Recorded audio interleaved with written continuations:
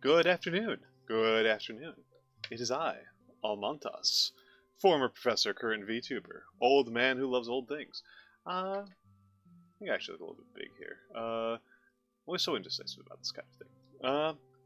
But here I am. Here I am. Here I am. And I'm just going to be doing calligraphy today. This is just going to be a calligraphy stream. The end. The end. Haven't yet decided what scripts to work on today.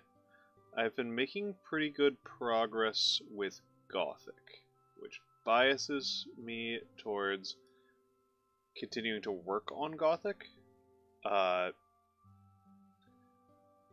So that might be what I'll do. I've been trying to trend a little bit more towards a kind of high Middle Ages, which is obviously like that's the big period for Gothic, right? That's the main era for Gothic script is the high Middle Ages, rather than the early Middle Ages where we'd be talking more Caroline and Insular, and by the late Middle Ages, you have to start thinking about humanist scripts, that kind of thing. So.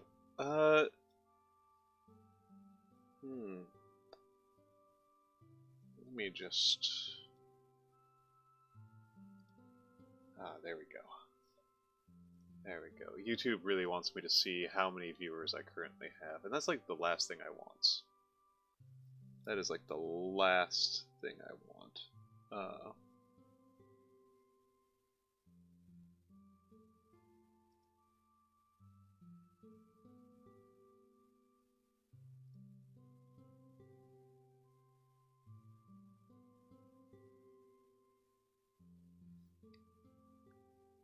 Because I just want to vibe here, right?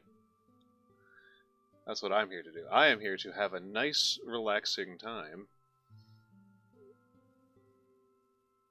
working on my calligraphy skills.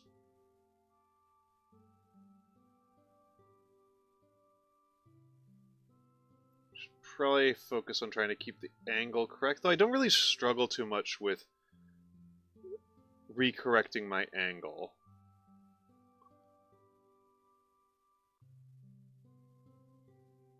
Once I get started. That's definitely one of those things I've never really found to be particularly a trouble with calligraphy, is doing the fonts, the scripts, the hands that utilize multiple and varied line angles. Nib angles. Yeah. Very on the ball here, as you can see. Of course, if I'm working on Gothic, I don't really need to worry too much about my curls, but it's good practice, right? Always start off with the same three. Always start off with these three.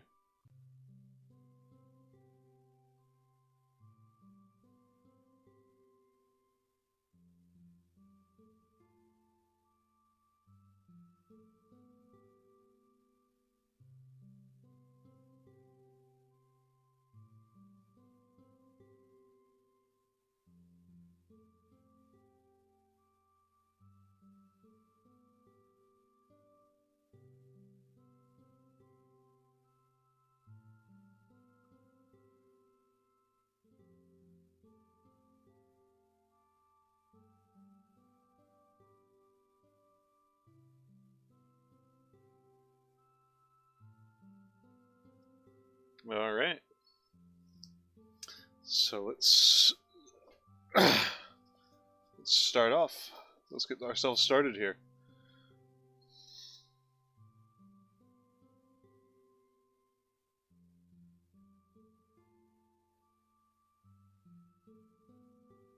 There we go, and...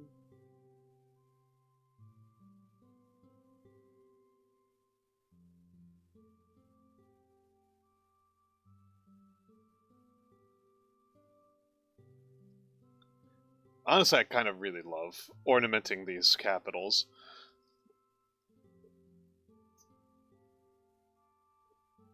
And of course, in terms of improvements that I've made in the last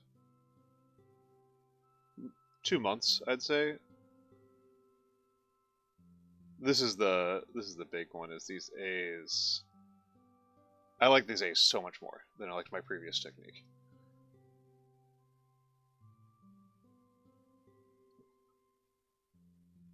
And in general, I think I'm probably Flanderizing the script a little bit. It's winding up a little bit Proctor-ish. I'm keeping the line widths more even, so it obviously doesn't look that much like Proctor. But I'm ornamenting them a little bit heavily. See that little curl coming off of there. Which...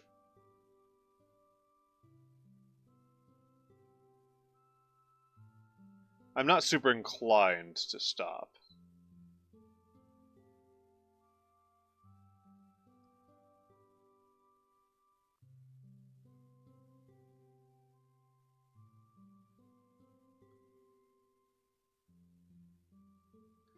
D's are another one where I was playing around a lot with a different way of making D's. Oh, hello, Kirill. Hello, Kirill. Good to see you. Good to see you.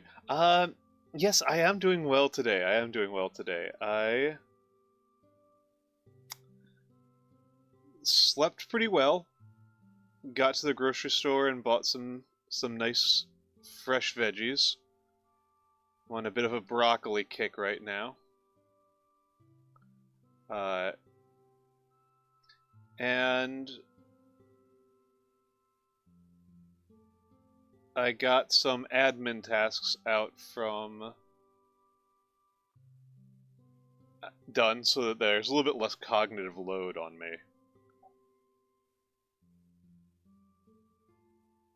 Still plenty, but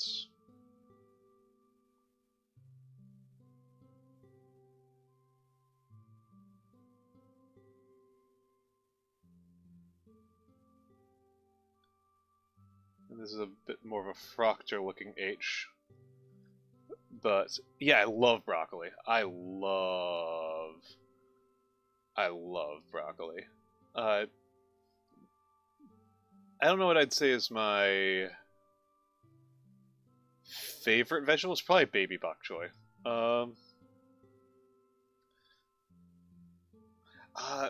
Oh yeah, and I've just been doing it even simpler than that. I've just been pan frying it, with salt. That's it. Just pan fry at a high temperature with some salt. Wonderful, wonderful. I just really like the taste of broccoli. Especially because like what I had it with was some bulldog.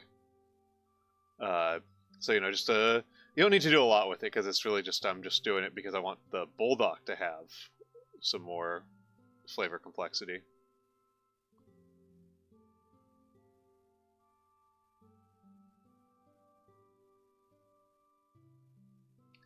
But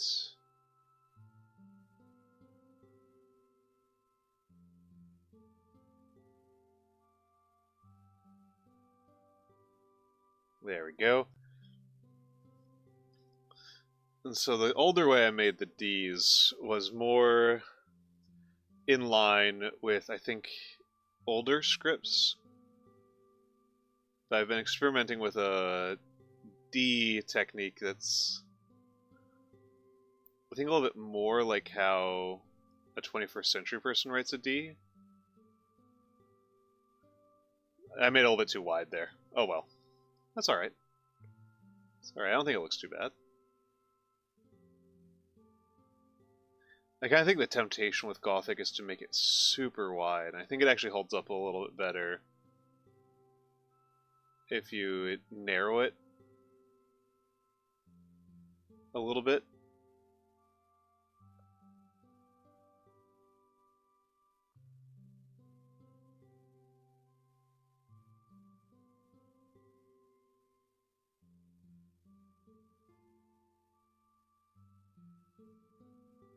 There we go. That's pretty good.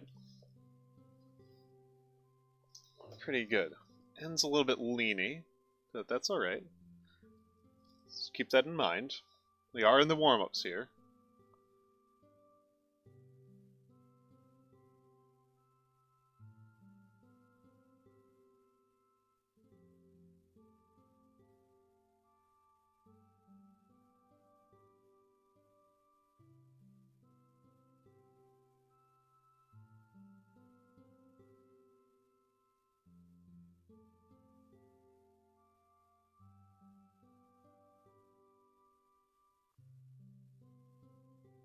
And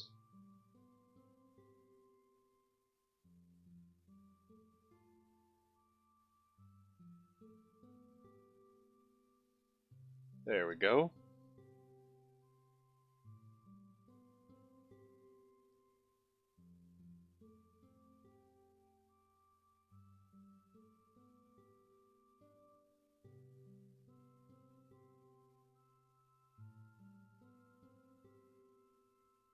And I've pretty much always been satisfied with my Gothic use.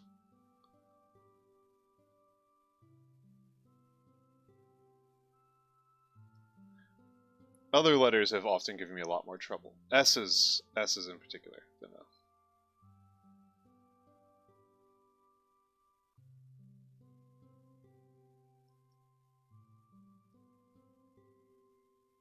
Real bear. Even this one. Yes, actually there is. I love cauliflower, but the one vegetable I don't like is lettuce. I don't like lettuce. Do not like lettuce. I don't know why you would serve it. I don't know why you would bother eating it.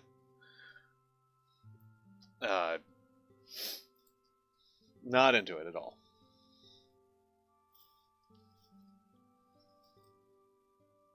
Not into it.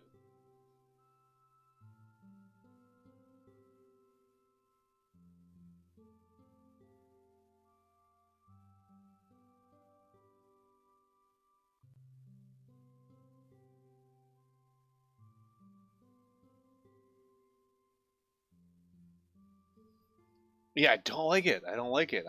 I in general, Kirill, my preferences tend towards extremes.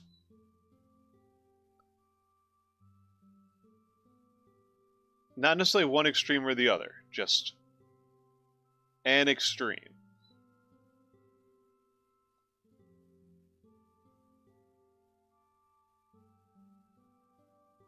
My beer tastes, I think, are kind of the most obvious on this one.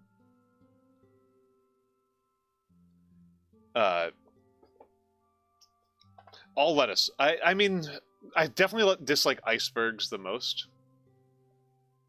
Definitely dislike iceberg the most, but I don't like romaine either. Oh yeah, I like arugula a lot. I like arugula a lot. I like arugula. I like kale. I love bok choy, as mentioned. Bok choy is one of my favorites. I like beet greens. I think those are. I think beet greens are pretty underrated.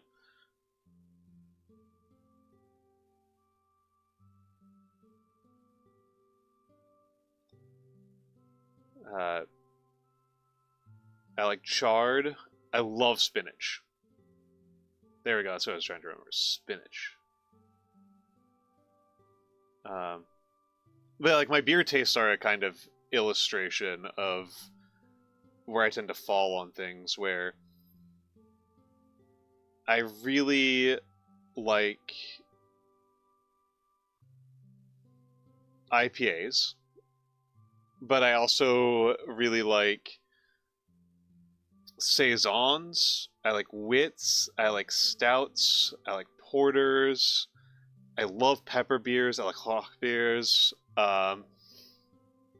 The beers I don't like are like pilsners and lagers. I don't like those kind of beers. I don't like simple, well balanced.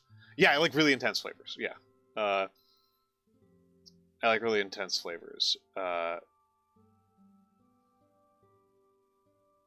Saison's own, yeah. Uh,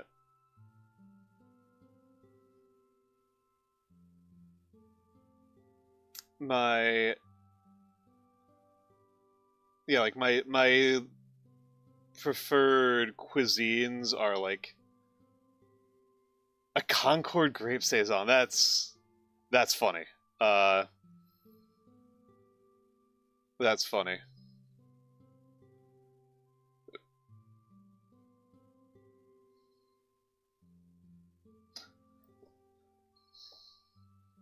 I'm gonna have to go into the next line for this one.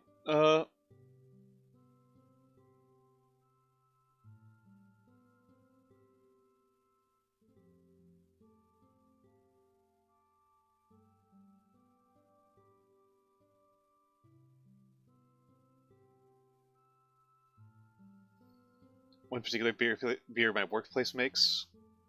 Oh, okay, okay, okay. Quite possible, quite possible. Uh, Again, I kind of like a lot of beer types. I just don't like any. As far as I can tell, I basically just don't like any beer that would pass the German beer purity laws. That seems to be the actual conclusion. Uh,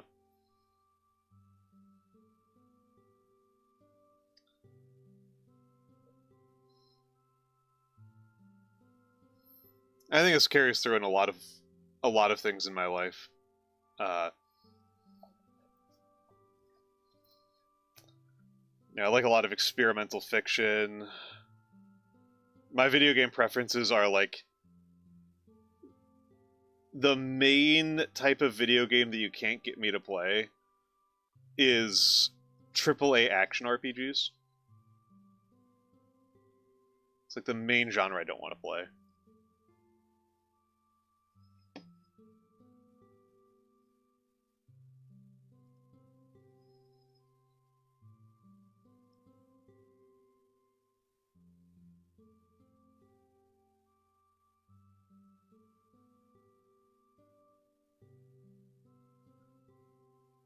Like every single time somebody tries to convince me to play Baldur's Gate or something, it's just like or Cyberpunk. It's just like every story they tell me about the gameplay is like, this sounds like the worst game I've ever heard of. I do like Victory Over the Sun. Yeah, I do like Victory Over the Sun.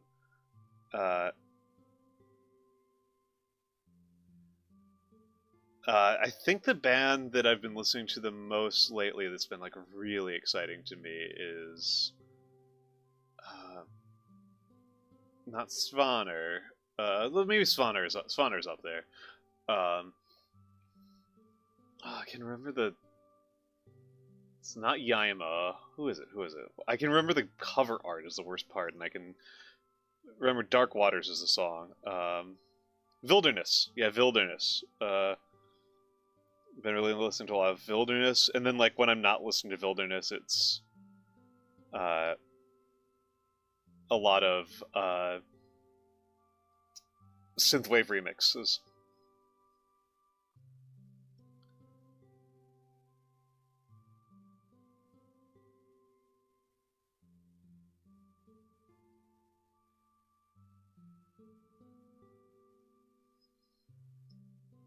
Yeah, I would not have been able to fit that up there. That would not have worked.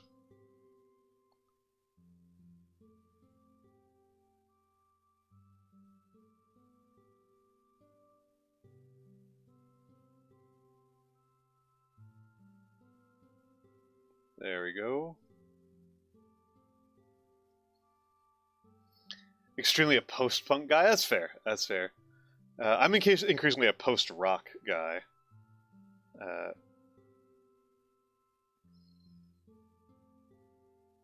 I also really like neoclassical.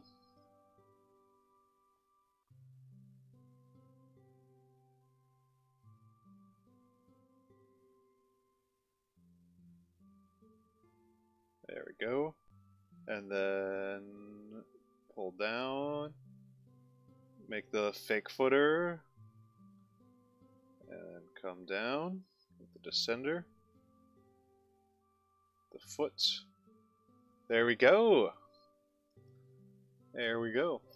Yeah, there's definitely some genres that I am more into than others. I will say I freely confess to having some preferences. Almost accidentally changed. What I was. There we go. No, nope. YouTube. Still getting used to YouTube.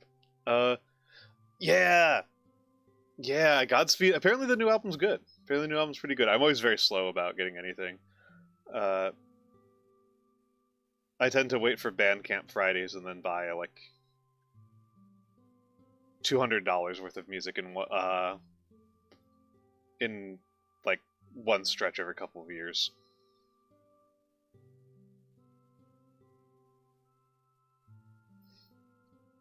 I think I'm like one of the worst kinds of customers from a commercial standpoint.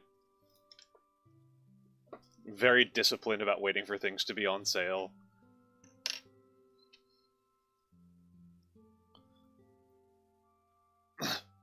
Slow course showing up on my daily. Oh, brutal. Well, see, exactly. There's actually another element of me being a terrible commercial customer. I don't have a Spotify account.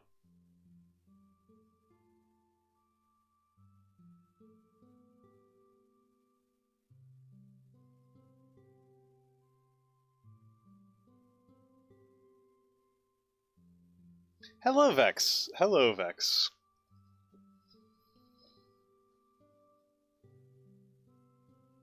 And let's.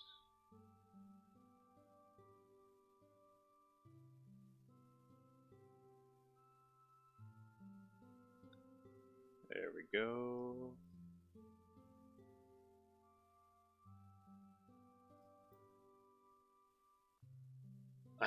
Well, see, the reason why I don't really bother with.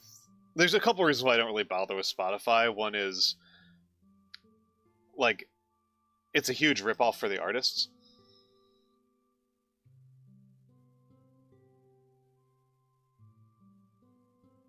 So that just kind of offends me at some basic level. That somebody took an already abusive studio system and made it even worse for the artist. So there's that. But I think the more important element is that a disproportionate percentage of my listening time as a user is during periods when I don't have internet access. Like I disproportionately am listening to and paying attention to music on airplane trips and on when I'm on the bus or the train, and I don't really have access to internet during those periods, and so putting my music listening largely in the hands of a streaming service feels deeply counterproductive to me.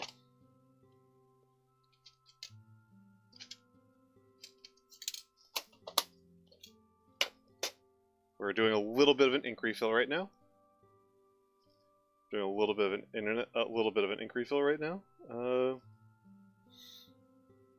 Which means that I get to show the bottle. Which is slightly damaged. Cioro.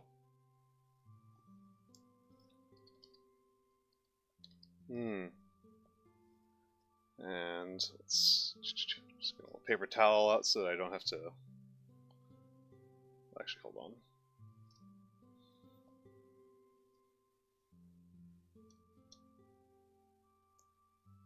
And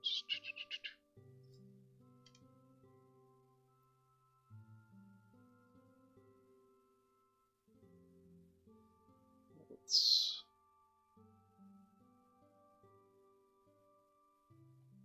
pop up into there. Oh, Jim O'Rourke's. Well, and of course, I am. My concession to modernity is that I keep digital copies. I don't actually have a lot of physical media. And if I was relying on physical media, I'd be in trouble because I don't have a physical media player. So it's all digital. But I do keep multiple backups of my things.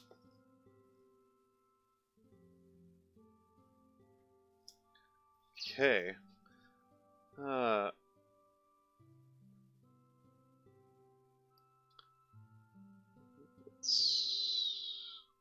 Yeah, that's much better. That's much better. The ink flow is getting a little bit weird.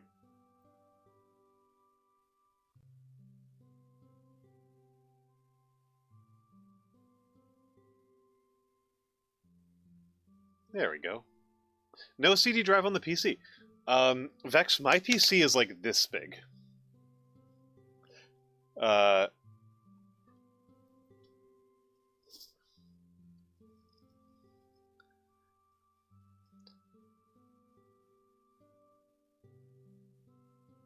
I can like pick up and hold my PC in one hand.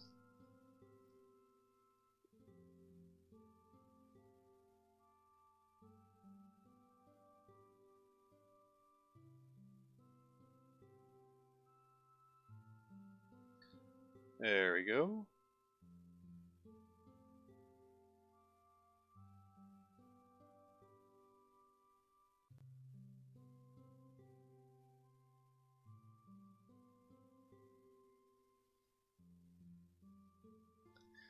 Yeah, that's gonna happen too. That's gonna happen too. I don't think most of the stuff I like is that obscure. My hipster credibility is actually not very high.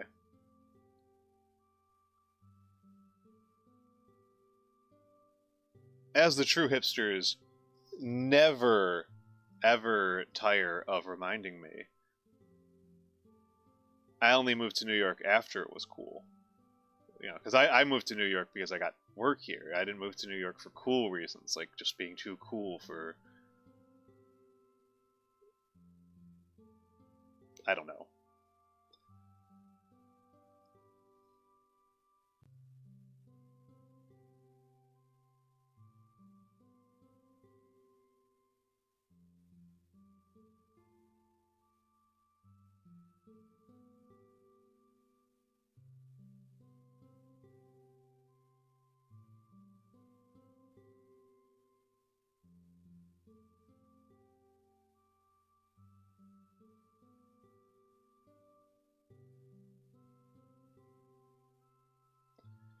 Yeah.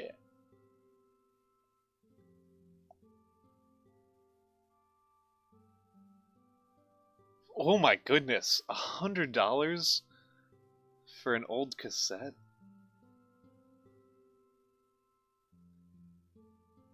Is the cassette still even, like, intact? What's the life expectancy on cassettes? I thought cassettes had a kind of short life expectancy.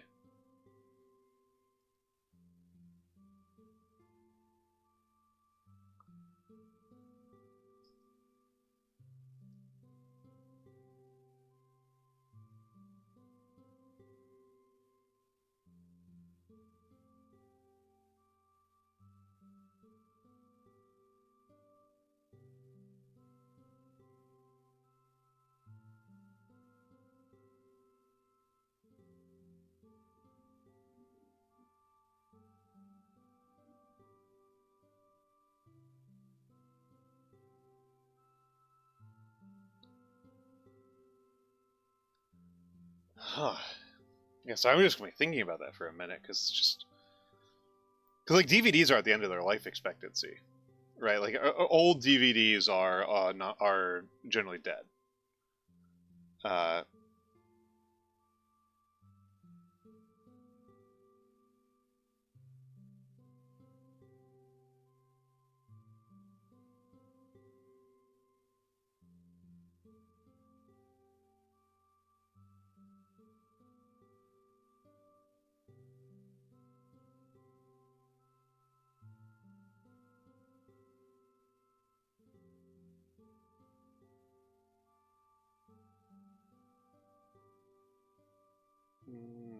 There we go.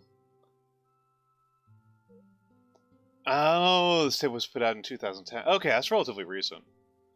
I thought you meant like a cassette from like 1985 or something like that, and I was like, holy crap.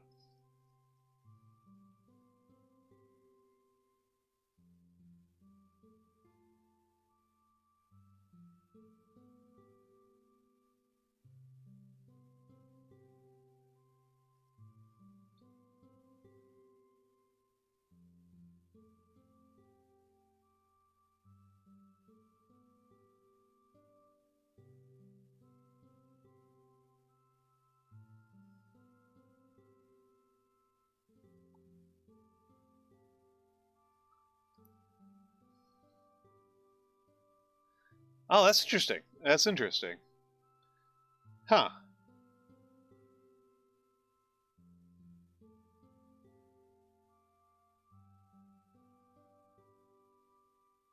Yeah, it's honestly kind of interesting.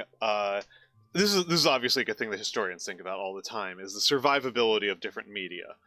Because it's such an important. This is like the thing that defines what you can actually study as a historian.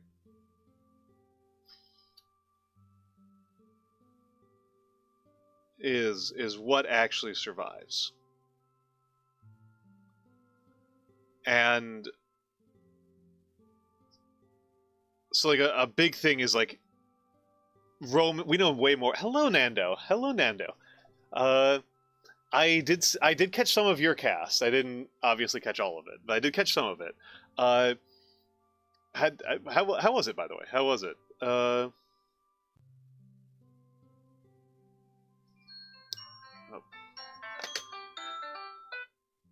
it's my good old friend Scam Likely.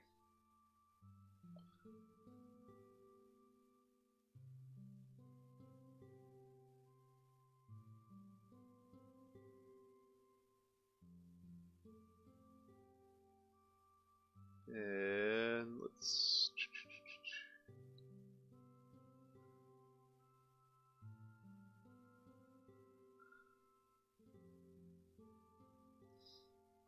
Hmm.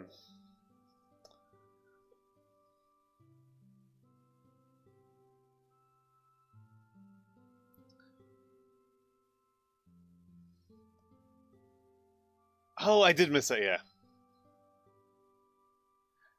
The factor default is the factor default the most old man ringtone you can have?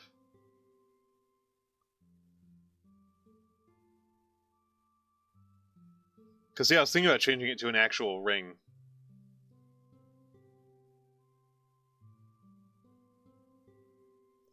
To make it a little bit different. Because there's a real virtue to that, to just having a different ringtone.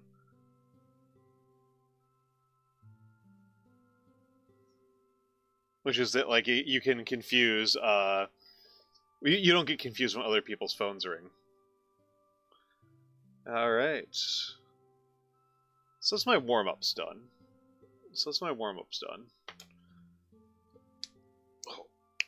Huh.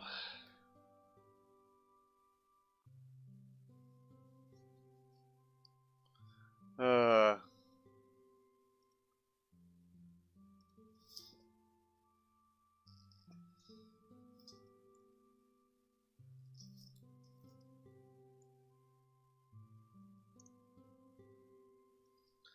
Just have to write some things down. But now what? Now what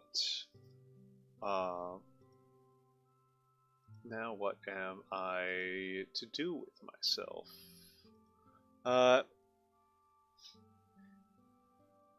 I used to. So for years, for most of myself, the cell phone I had for what would that be? 11 years or something like that, was an LG. I had an LG flip phone, and I kept on vibrate the whole time. And then smartphones just don't vibrate loud enough for me to tell. And the big thing I need my ringtone for is so that I can call it to find it, because I actually pretty typically just leave my cell phone just somewhere in my bedroom. Like, it rarely leaves my bedroom. It's probably outside of my bedroom, like, kind of just whenever I do the dishes. Otherwise, it's just in my bedroom. And that means that, like, non-trivially, like, I lose track of it. That's almost always somewhere in my bedroom. It's usually just, like, fell behind some furniture or something like that. So it's pretty useful to have the ringtone on so I can find the damn thing. Yeah, I can't tell when it vibrates. I spent years trying to figure that out because I could tell very easily with my LG, with my old LG, which I still miss. It's not like I was any slower at texting on it. Okay, and let's just rearrange some windows a little bit here.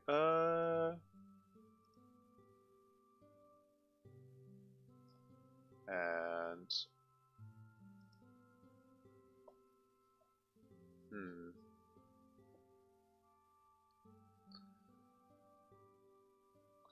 Oh, okay. Yeah, I remember you talking a little bit about this, Nando. Which freaks me out personally because I don't find my phone to be reliable. I find my phone to be pretty unreliable.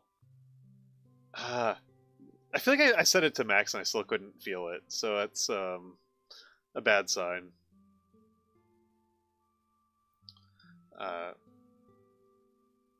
But again, I also just don't use it very much, right? So it's kind of a... Where did I put it on the list of technologies I use on my daily basis? Like, my PC is going to be like number one, and my water bottle, PC and water bottle are going to be like number 1 and 2. Egg timer's pretty high on there. The stove is really high on there.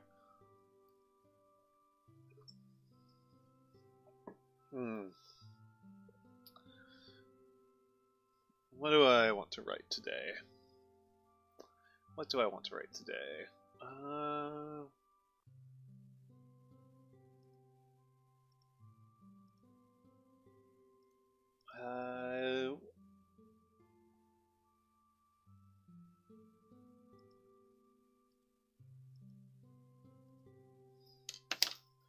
Okay, let's think about this. Let's think about this. What are some things that I could write today? Definitely want to go for some... I'm feeling some quotes, but quotes from what? What quotes?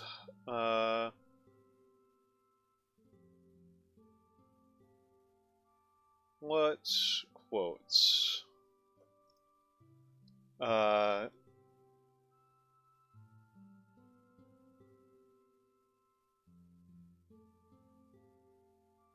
Hmm.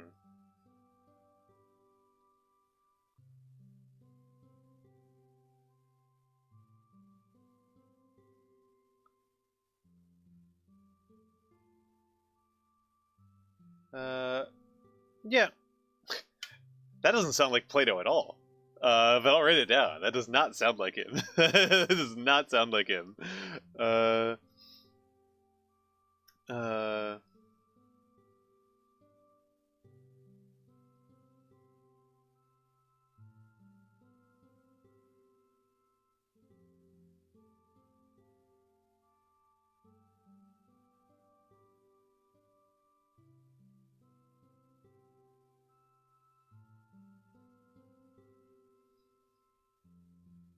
That's a good one, Nando.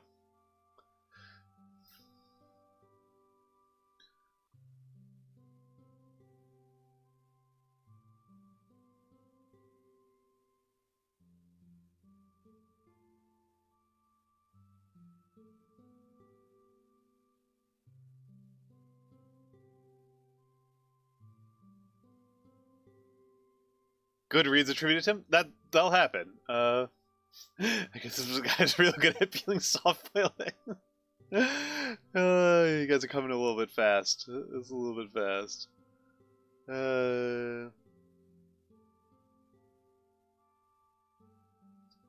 Yeah, Plato's kind of a douchebag.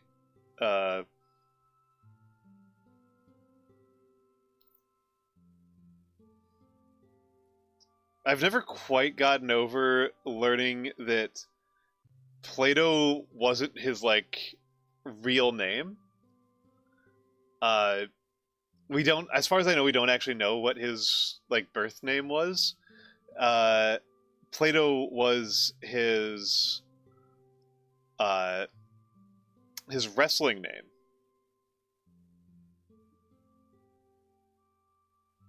It's Plato means broad. Uh, no, I'm grateful for it. I'm grateful for it, Carol. Just letting you know it's gonna take me a minute. Uh,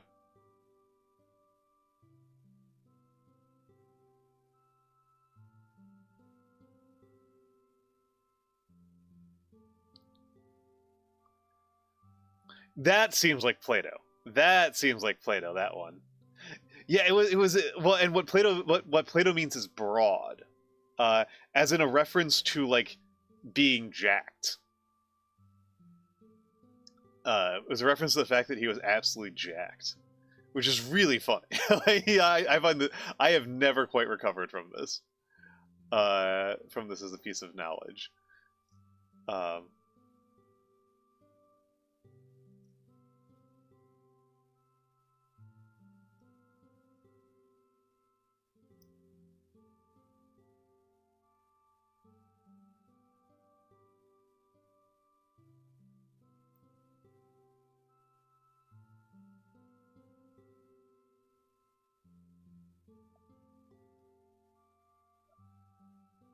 but yeah, Plato was aggressively elitist. So it seems unlikely for him to say something as a Christian. Yeah, very Chad, bro. Yeah.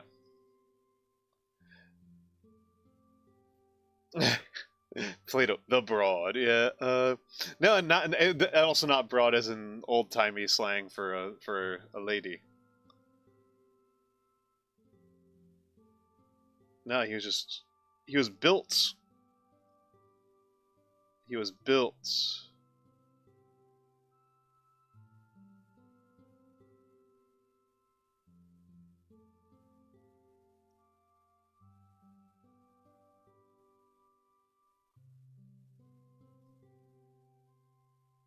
Uh, Everyone you meet.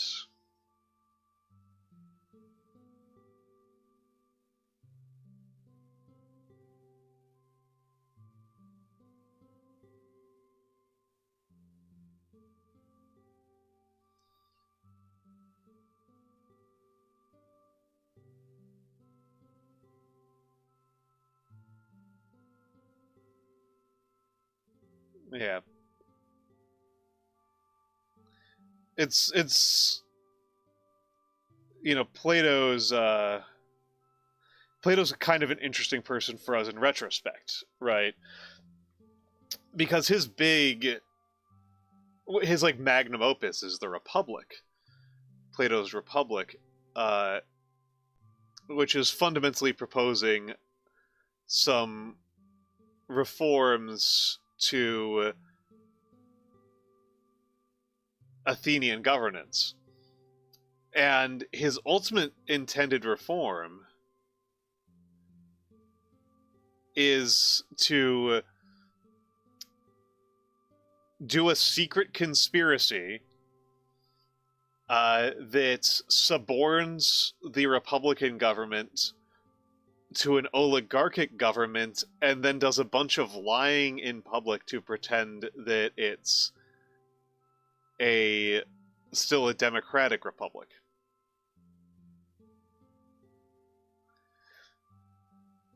And I always feel like one of those things that might be worth being particularly strong about when we're talking about the Athenian Republic, because I think it often kind of gets left unsaid, is that by our standards as America, or as Portugal, or Canada, uh,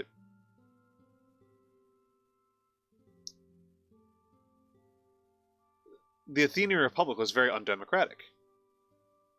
It was already quite oligarchic, by our standards.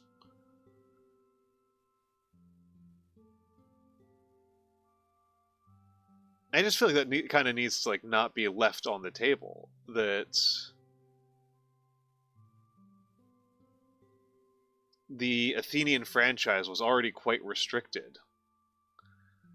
You know, if nothing else, Athens was a very slave-holding society, which is an obvious abrogation.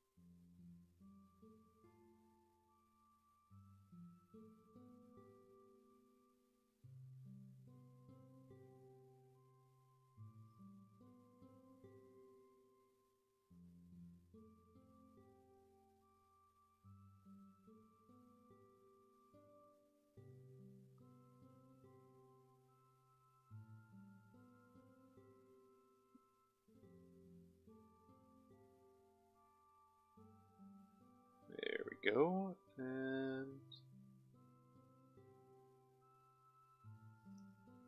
it's fighting a harder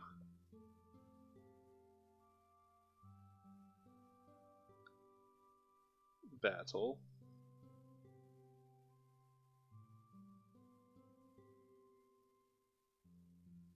There we go.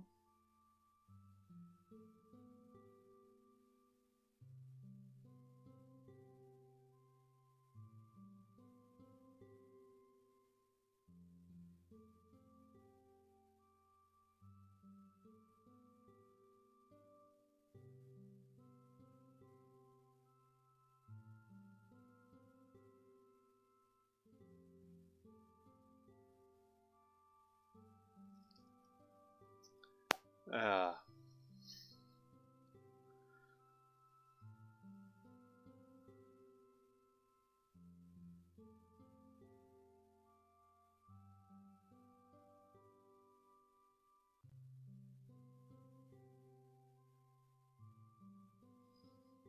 That's a little bit of an off-brand Y. A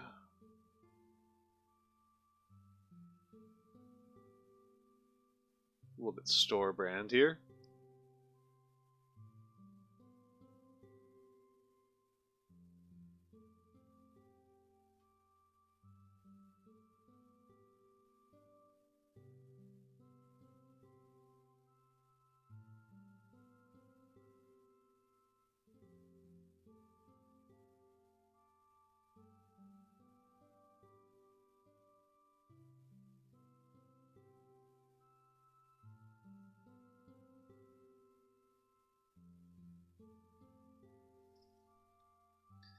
Some bad works with really great quotes. Oh my goodness. Nando, one of my funniest memories in my history as in reading fiction is a book called Wolf Hall.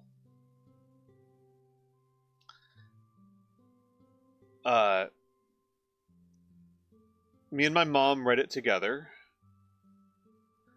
And this is an incredibly award-winning book. Incredibly award-winning, like one of the most critically well-received books I've ever seen. And me and my mom both read it. And my mom's a huge nerd about the Tudor era. The internal drama of Henry VIII is one of my mom's favorite subjects in all of the world. She loves it. she hates Henry VIII himself, but she loves the era. She loves studying it. She loves reading up on it. And it's set during that, so she was really primed for like being a target audience for this. And we both despised it. We both despised it. I didn't read any books for like months afterwards because I was just like mad at the concept of reading. I had such an unpleasant time with it. Possibly my least favorite book that I finished. But it had tons of banger quotes.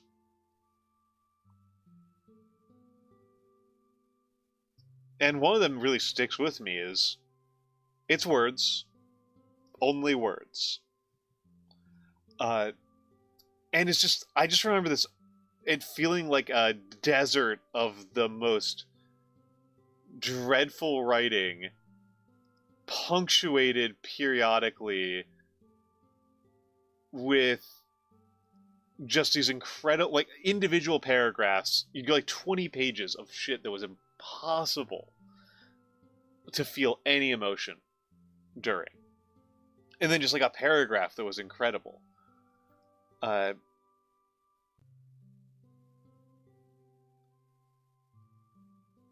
I wonder about making it would be a bit of an experimental fiction move to just only have those quotes. Though I don't want to go back because it's been like 10 years since I read it. And I'm still I'm like, oh, this is definitely this was awful. This is awful.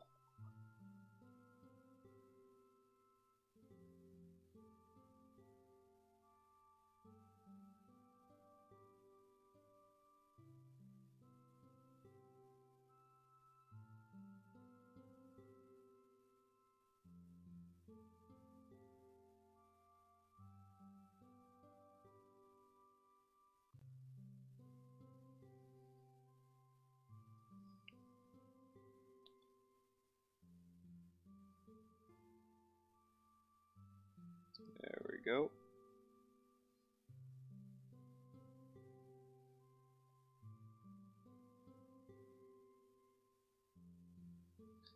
Can I fit this in here? I might be able to. I kind of enjoy squeezing a little bit with Gothic.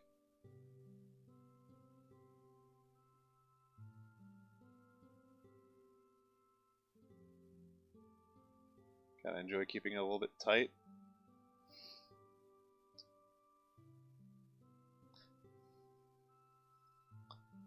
Only a single book in your life which you didn't enjoy. Interesting. Interesting. I absolutely cannot make that claim.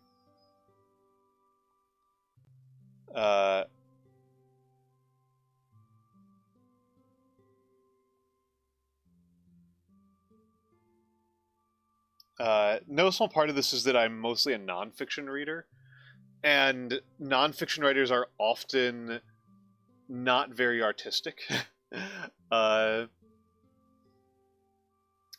And so if it's a book that's both not artistically written and says stuff that you hate, it's pretty easy to just feel like you just didn't like it. There's not a lot of complexity. You don't tend to feel too much of a struggle when it's like, oh, this book said awful things in an awful way.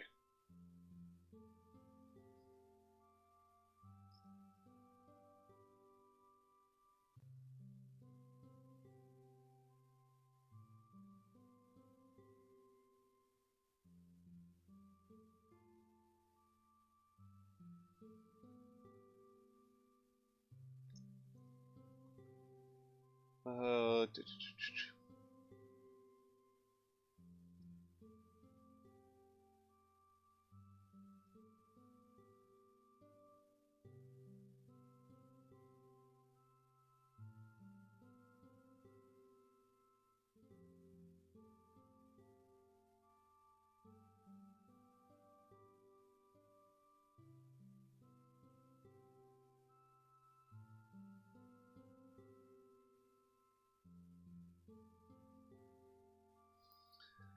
And even then, there's books that like the one that's hard for me to talk about is when it's a book that I liked the content from a like an argument and an intellectual perspective, but I just think it's written awful. Uh,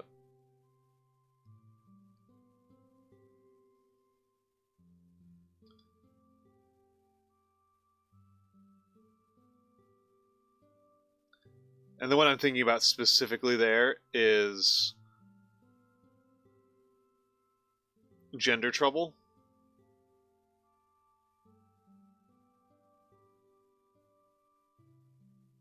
Which I'm just waiting for somebody to make that their book that changed their life. Like for the book that changed their life series, the possibility that somebody is going to do Gender Trouble feels like 100%. Uh, I'm like it just feels inevitable. Uh, feels more likely than Lord of the Rings.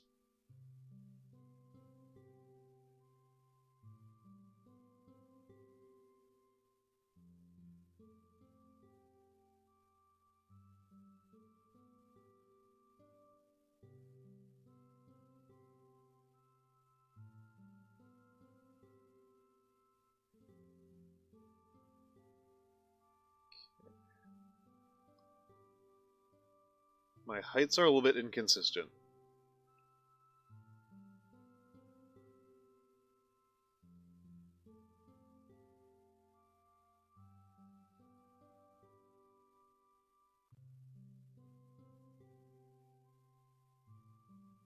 Oh, spelled enough wrong.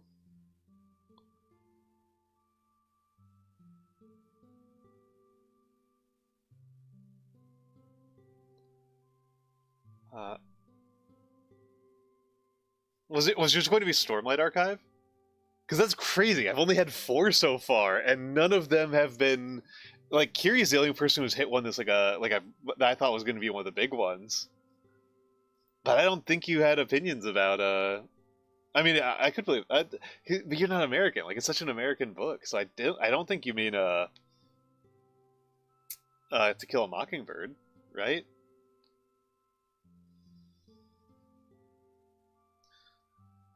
Uh,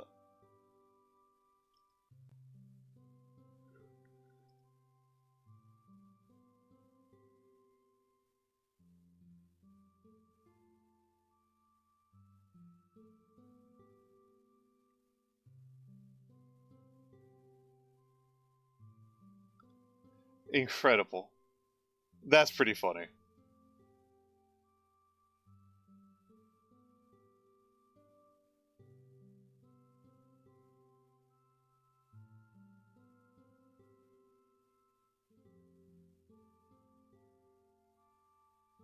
If you were going to say that Otaku was going to be your pick, I was going to be pretty impressed. I was going to be like, wait a second, that doesn't seem like a Nando thing. That's an impressive piece of Nando lore to unlock.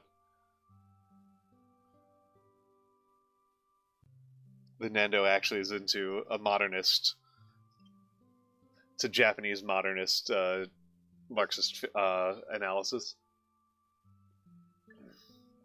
Uh, yeah, you were really excited. You were really excited in the chat on that one.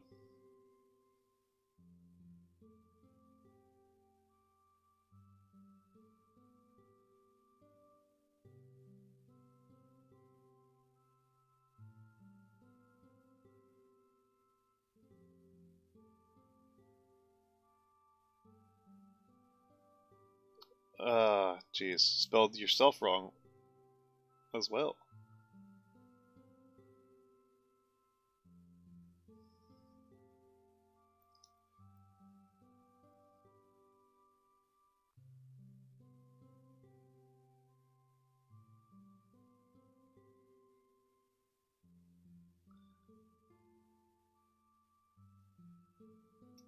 It's a wonderful series. It's a wonderful series. Um, I'll probably start putting the highlights of those on YouTube. Uh, because I've been doing them as I've been using highlights to trim. I figured that out from context. Yeah.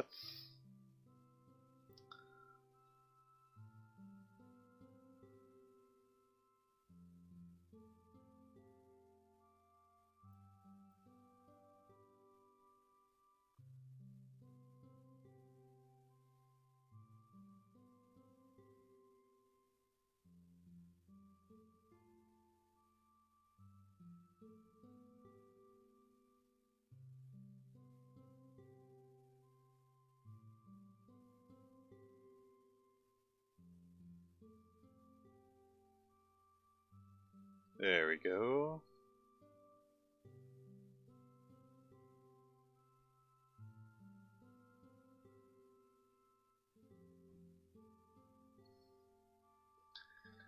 I'm really excited for the one this Friday. Uh, I'm really excited for this one.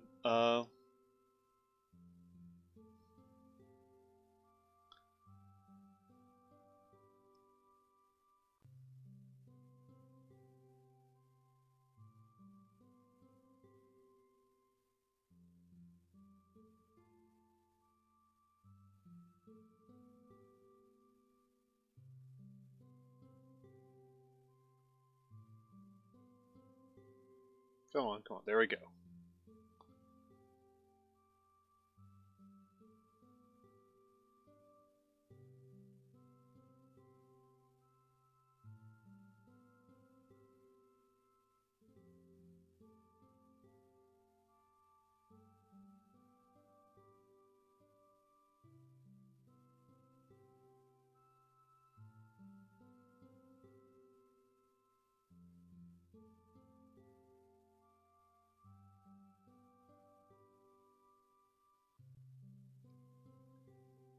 Ah.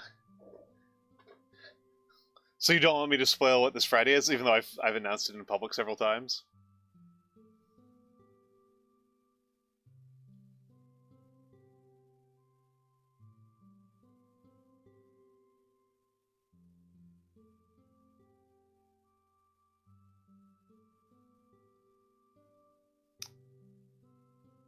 All right.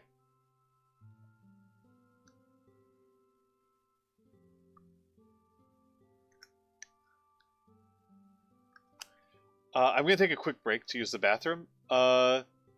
So give me a moment, and I will be back.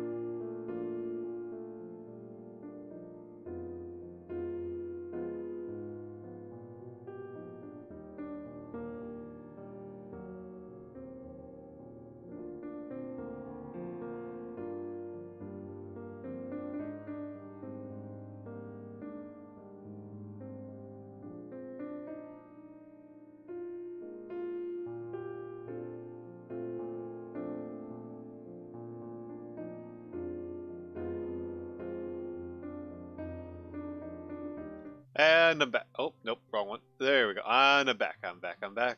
I'm back. There we go. You have that book right next to you. What a move. What a move. I I am yeah, insanely excited for this one. Uh, what a goofy choice. Uh, what a swing. I had to like tell other people in my life about it as soon as she told me. I had to be like, oh, holy crap. Like um both I need to read soon. Beowulf's short. Beowulf's quite short. Beowulf's quite short. And the thing about Gilgamesh is I can only remember the introduction. I can't really remember what happens after the parts with Inanna. Uh,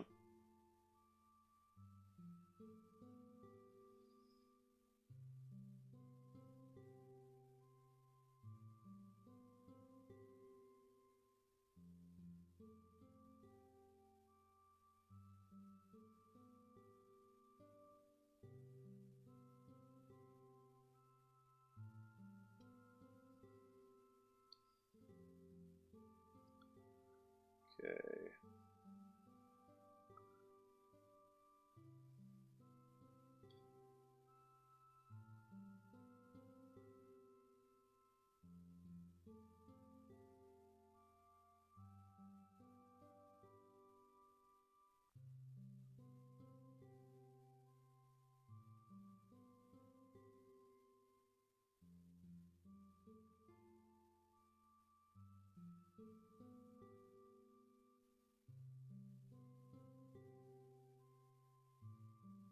There we go. Let's see. I wonder, am I?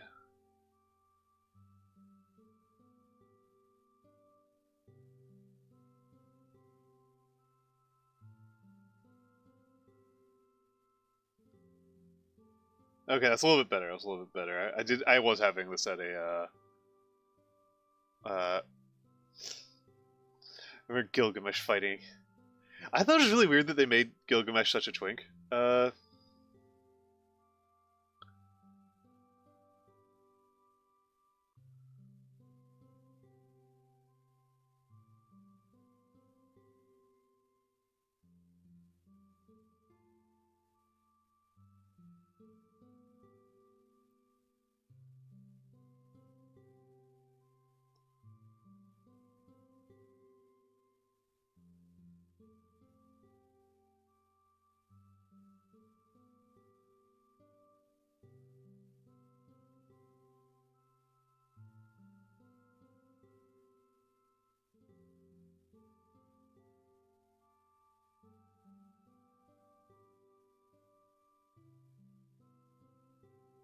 Like I've seen a couple of Sumerian portrayals of Gilgamesh, and I mean he's portrayed the ones I've seen, right? He's portrayed looking like a very typical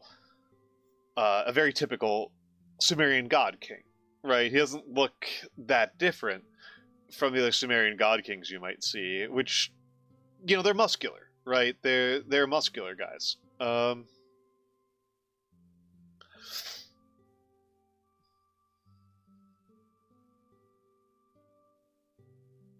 Like not like they're not like '80s Arnold big, but they're clearly meant to be sturdy fellas. And in particular, it's weird that they make him clean shaven. Like that's a little bit odd. That one doesn't make a lot of sense to me. Uh, any Sumerian god king is going to be portrayed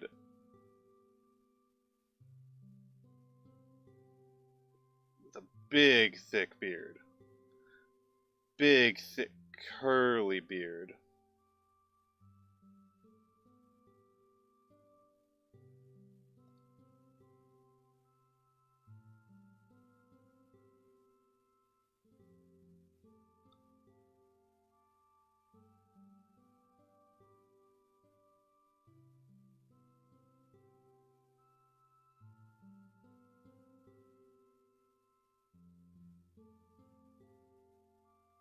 There we go. That's a good L. That's a good L.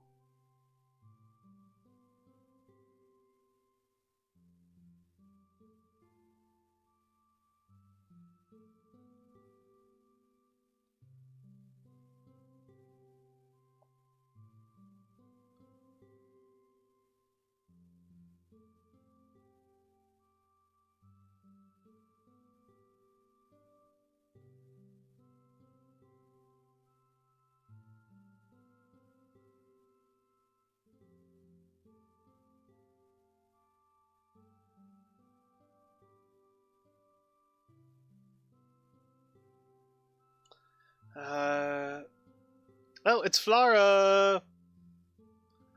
It's Flora! Hello, hello, hello! Uh, it is displaying your name as Flora Blitz parentheses Flora and parentheses.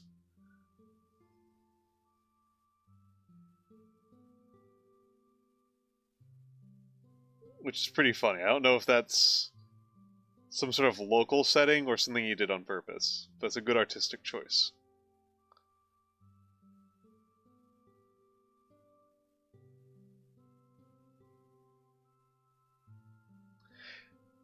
Yeah, I found that one really weird. I was talking with Kari about that, with Kari and Boink and a couple of other people last night. Very strange decision, right? Like I'm not like what?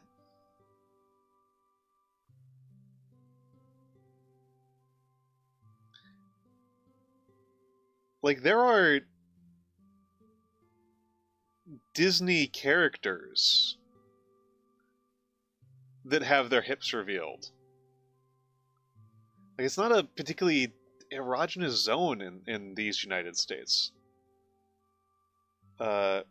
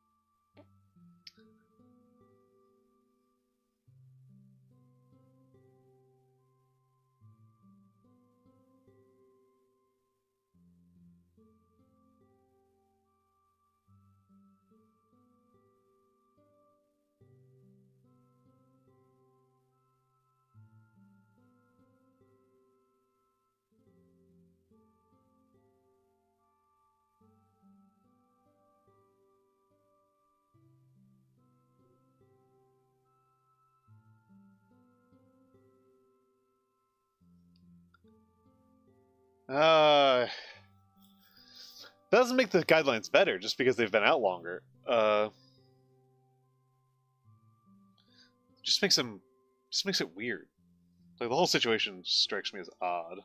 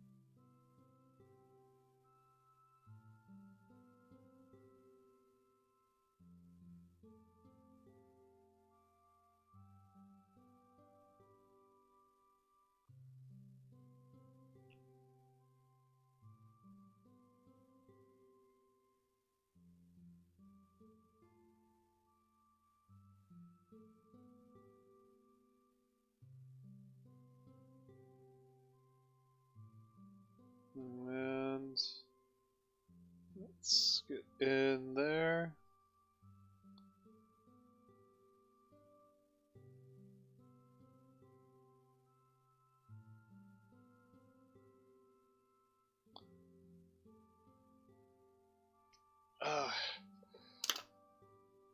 sad hip shakes. Oh.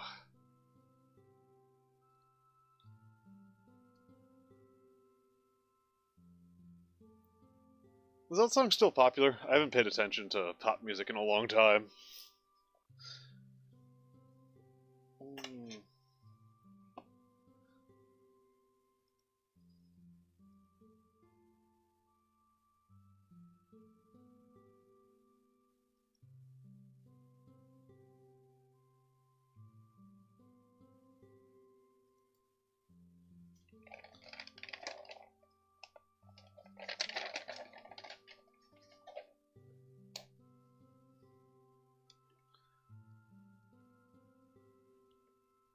Alright. What now? What now?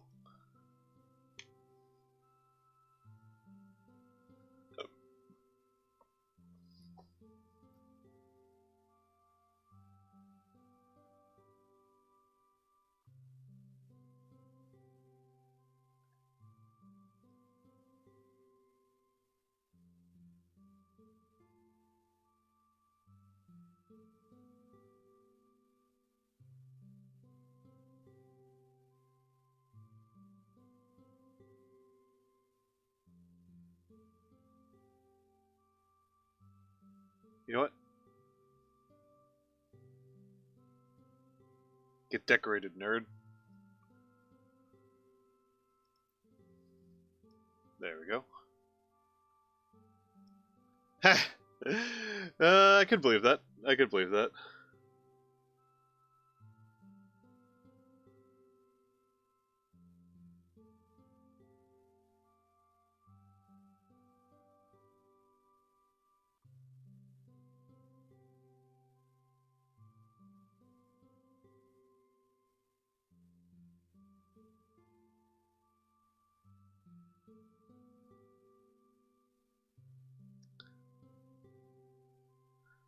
Oh, I'm surprised that if I was at Flora. I thought you were going to take that as an opportunity to get a dig in at me being old or something like that.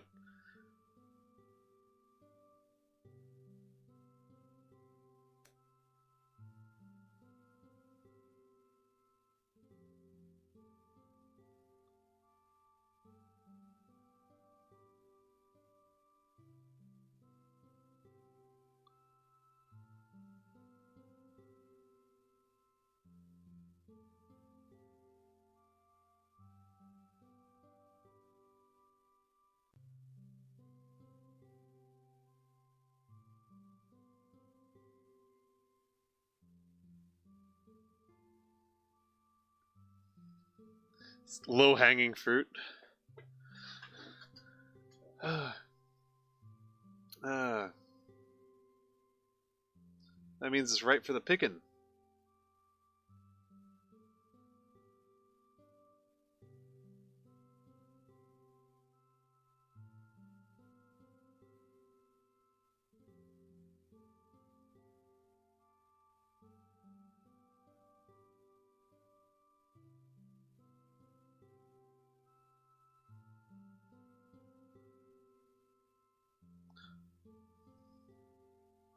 Complex joke full of layers.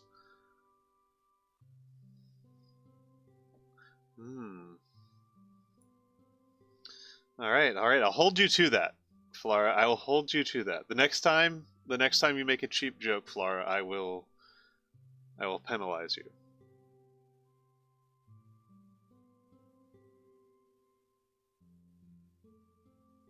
You students give me a fidget toy. I mean, they have to make up for the fact that you can't. There's no redeems, right?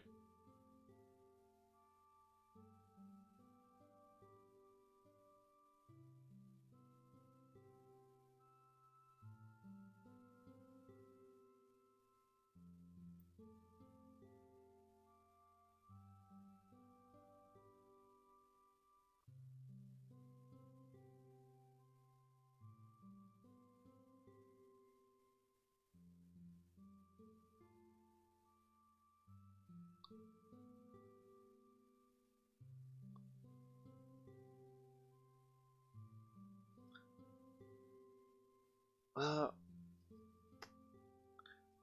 because... well, I mean, we were actually just kind of talking about one... Yeah, yeah, exactly. I was talking about one of the reasons, which is starting to find the Twitch rules are a little bit exhausting. And I'm kind of worried that it's only going to get worse over on Twitch, to be honest. Yeah.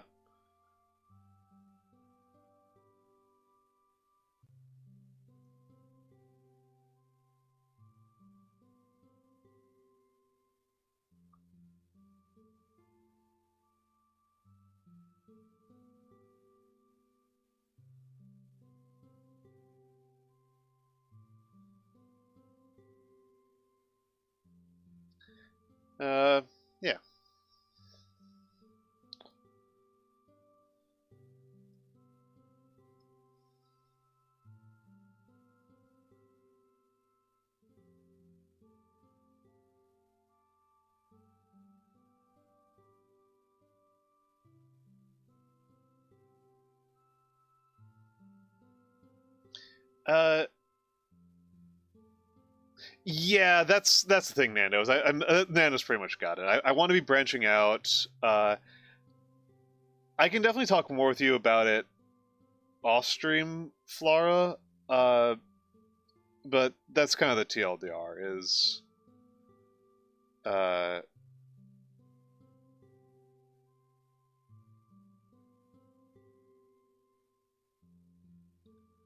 there are reasons to be. From my perspective as a streamer and from my goals, there are pros and cons to the red site.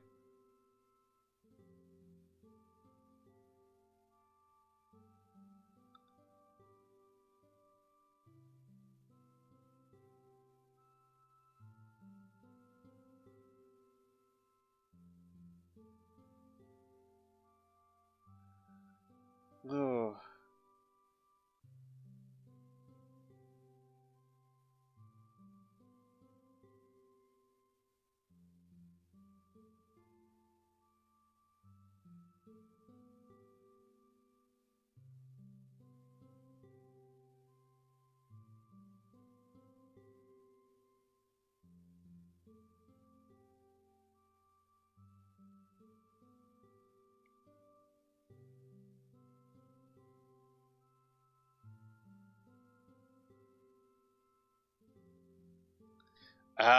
Yeah, I don't doubt it, Nando. I mean, like unsurprisingly, like Saf barely used Twitch before she got sick of it and has been permanently on YouTube ever since. Uh, kind of a famous one there to me at least.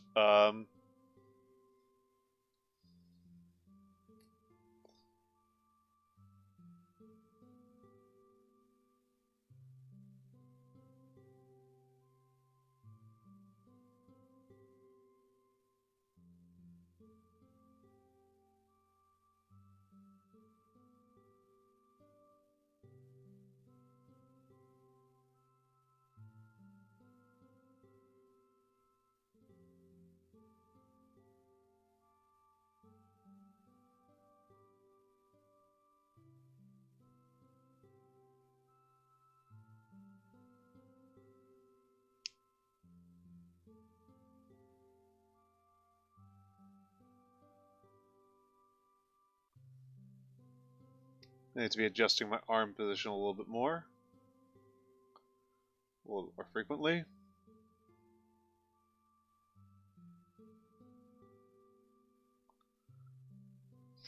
I've done dual streaming before, and honestly, I just don't like it. Like, I do not like it. Uh,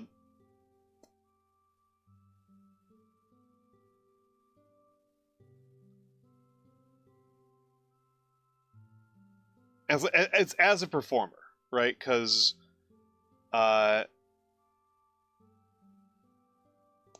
YouTube. I'm actually using Restream right now. The thing is, like, they're kind of culturally different, and I'm so chatty, right? I'm so responsive to chat, and so having a split chat is like is awful. It's awful. I hate it. I I hate responding to chat messages that one chat can see and the other can't. Uh,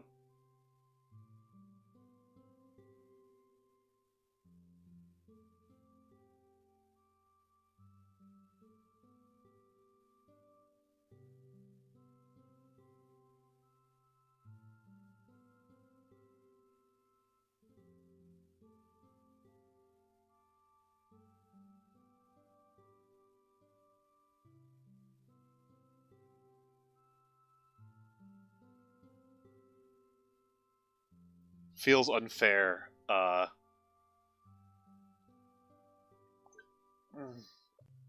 Yeah. Uh,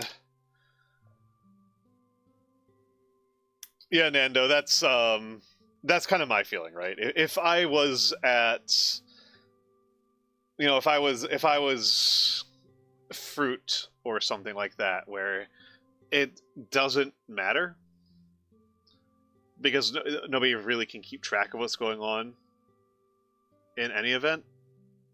Uh, then I would have a different opinion. But I'm so responsive to chat. Uh,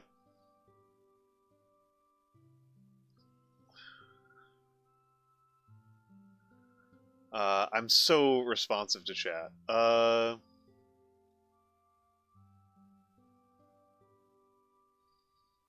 I'm going to do a line break here.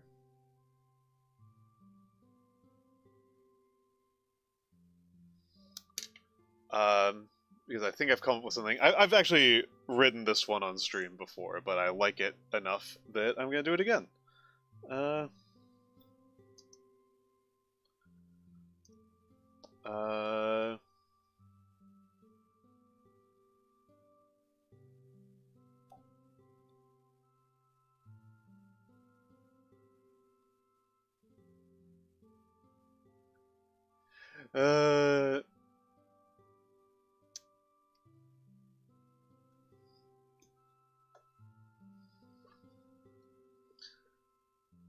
it's all good. It's all good. No, again, I just kind of want to focus on one at a time. Also, like as you can kind of see, I've chosen the Twitch overlay doesn't look good on YouTube. It doesn't feel appropriate to YouTube. YouTubers tend to have much more minimal overlays, and so I'm going much more minimal, right? Like it's, you know what? Actually, I'm gonna go over to an entirely new page for this one. Actually, it's wasteful, but I don't actually like this pad very much. So,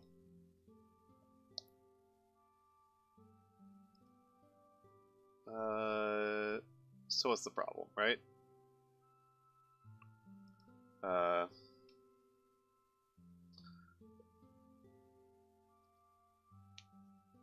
I really need to do some research on getting some new paper because this is a Rhodia, and Rhodia got worse. Rhodia fell off a cliff in the last couple of years.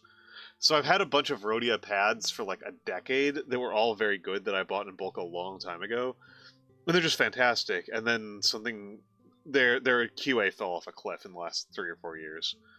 Uh,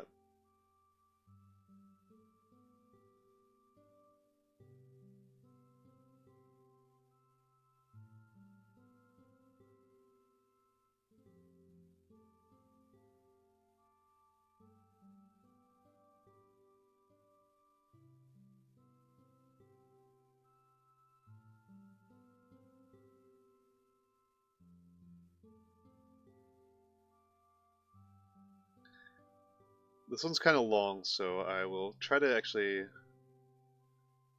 do things a little bit tight.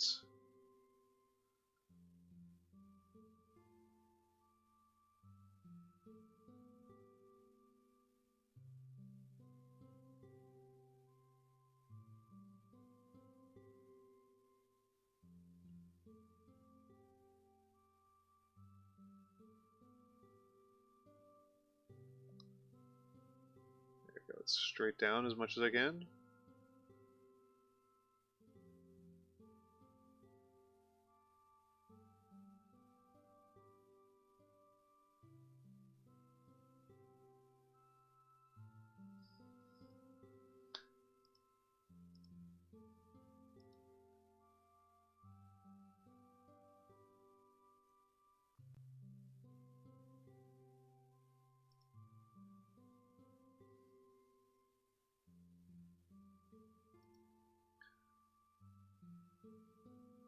Uh, Alright, I might take you up on that, Nando. I might take you up on that, Nando. Uh,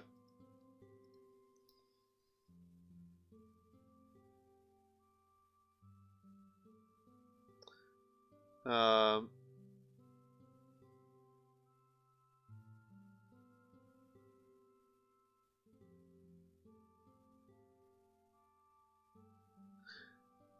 Credit to whichever nerd in chat is the first one to recognize what I'm writing down.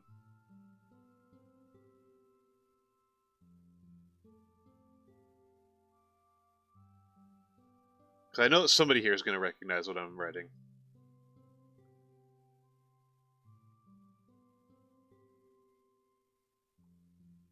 Might take a few more words, but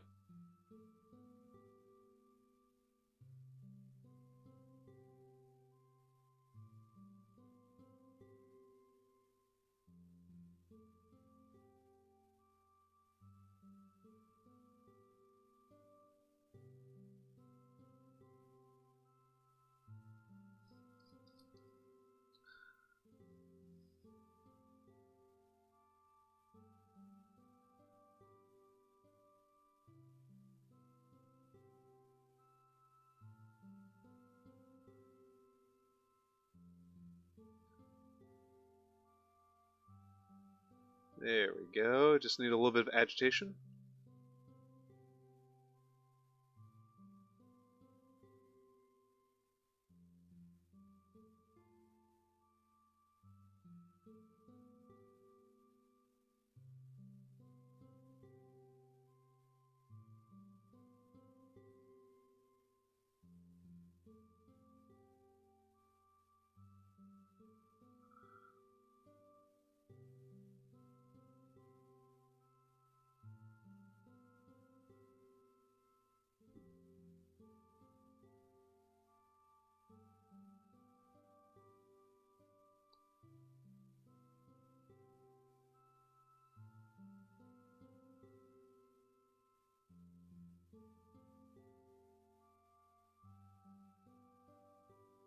There we go. See, already such a this was me being lazy, and this was me being thorough.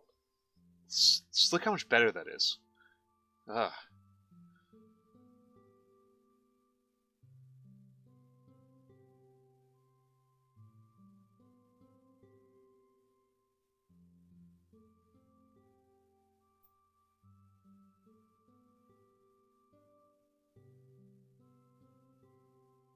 I need to spend an entire day on X practice.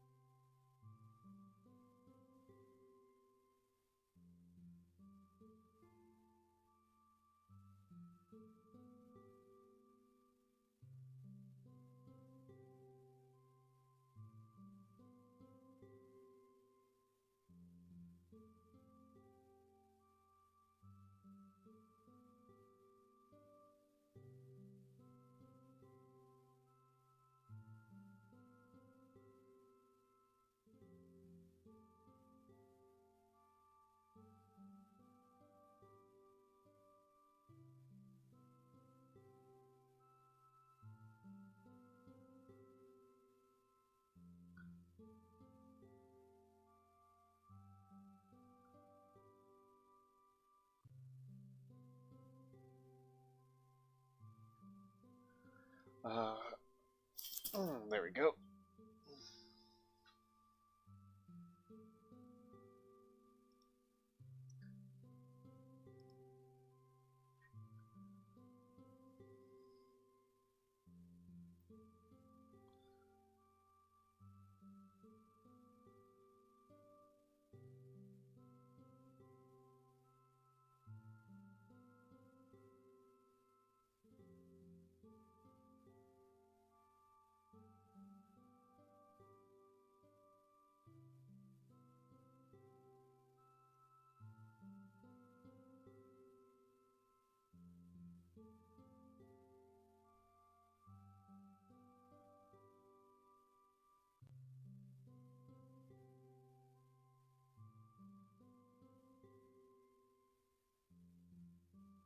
There we go. That's a pretty good age right there. Pretty good age right there.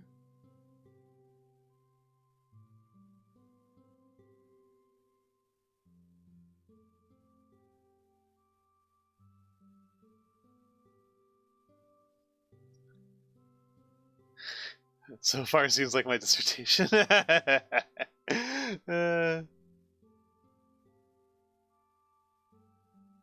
I assure you, I do not have a copy of your dissertation.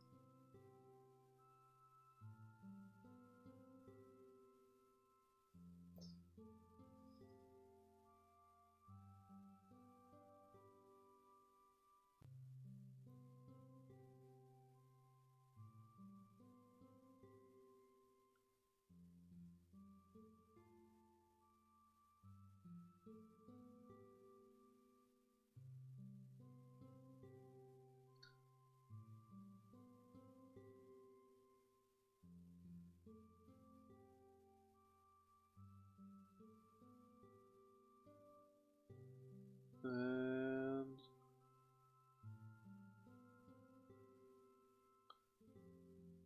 there we go.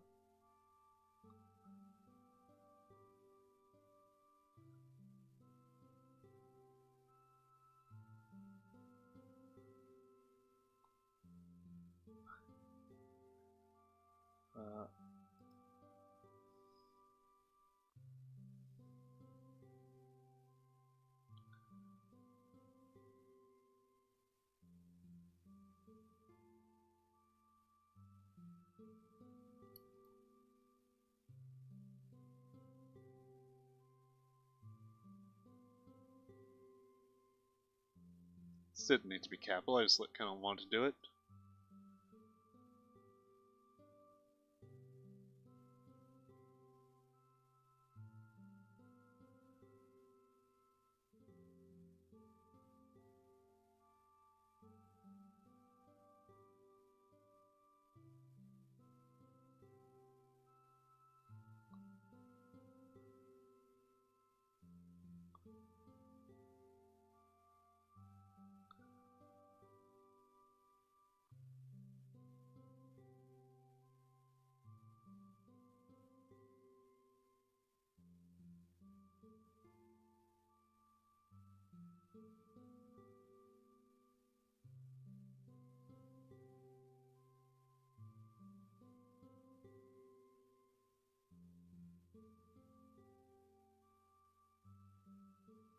What the heck? Did I make a decent looking X? No, it's a poem, actually. Uh,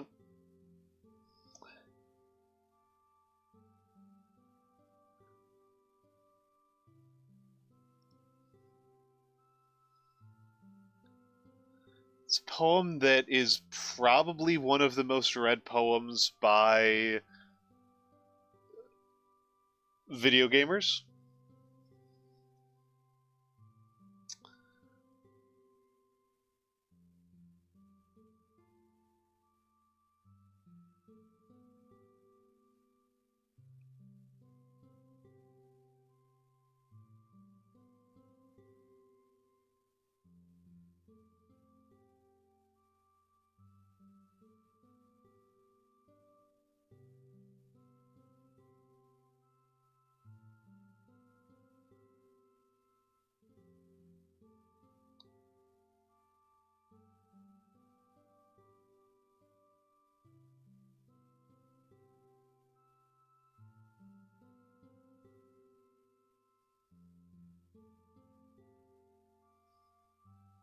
Yes, correct. Correct. This is Yuri's Wheel.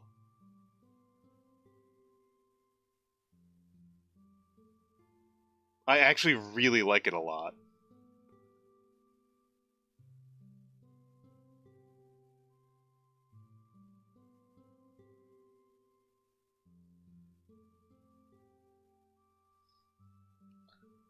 Oh, I was wondering if you'd played.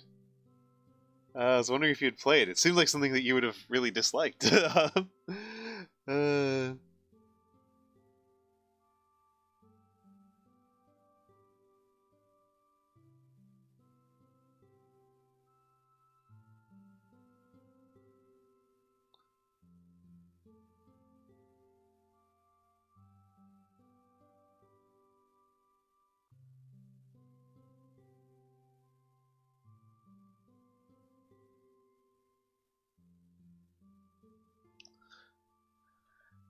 Oh, I assumed that Mando. I was thinking was going to be the one who's going to get it.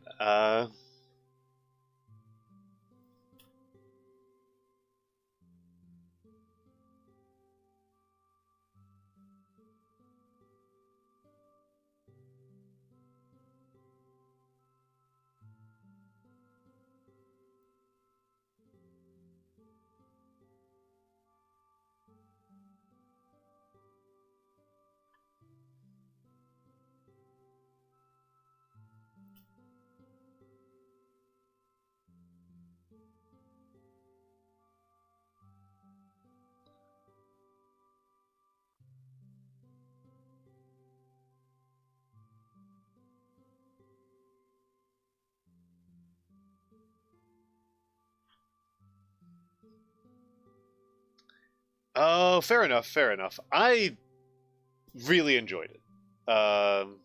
I really enjoyed it. Um,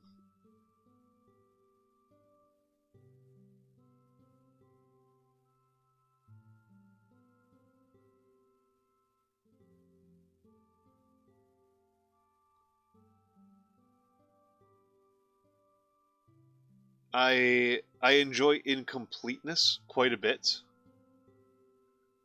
Uh, and it's a story that accomplishes something that I always really like, which is being incomplete but also coherent.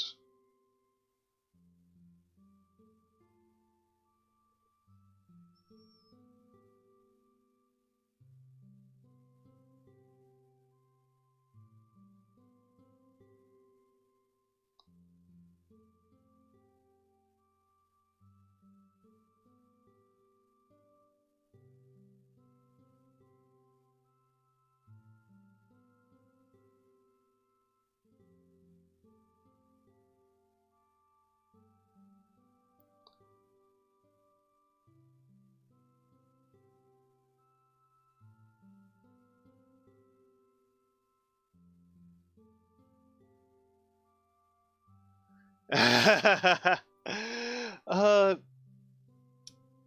I mean, yeah, if I don't, I'll ask you this later, Vex. When I get the chance. But I'm curious uh,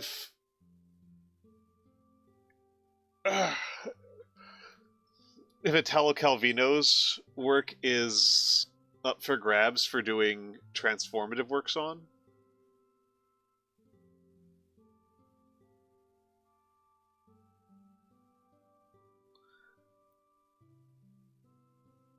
Because speaking of incomplete works, it's technically complete work, but incompleteness is a critical component of Invisible Cities.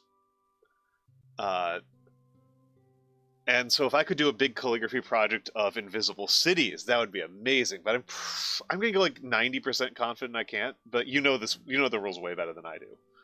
That's the reason why I'm like, I want to check with somebody who's smarter than me.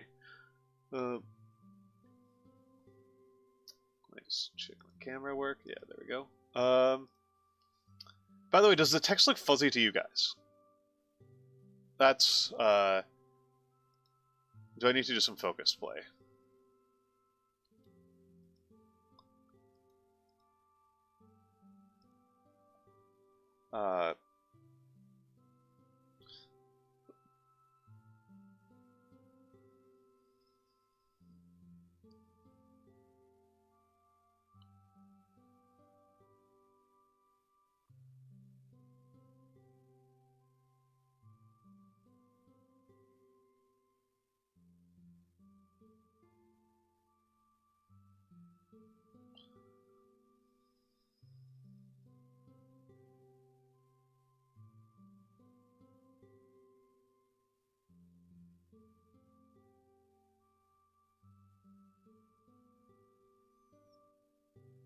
Okay, okay. I always go crazy about that because my preview on my Windows side, on my local, is super fuzzy. Uh,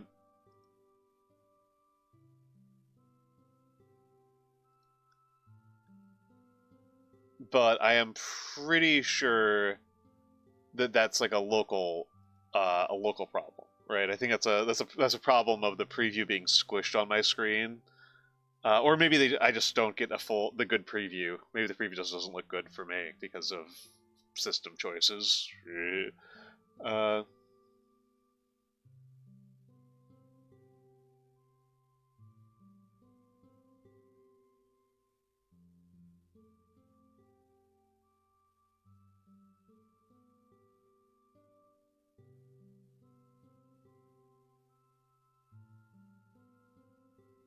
Uh, I can play around with the focus. That's really it. I can play around with the focus. I can play around with lighting.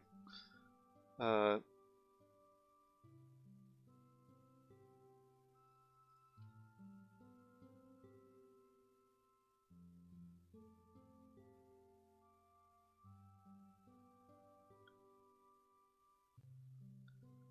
uh, I'm gonna go for it. I'm gonna go for it. Focus. So let's see. So 45. Well, actually, hold on. Let's.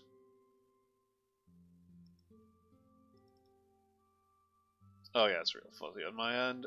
So let's try 50. 55. Okay, it's fuzzier at 70.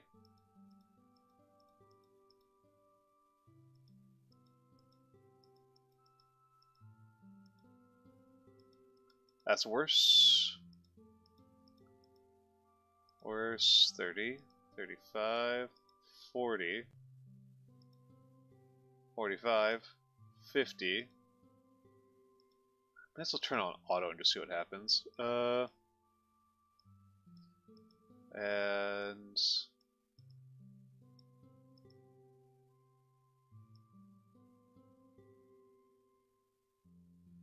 hold on a second.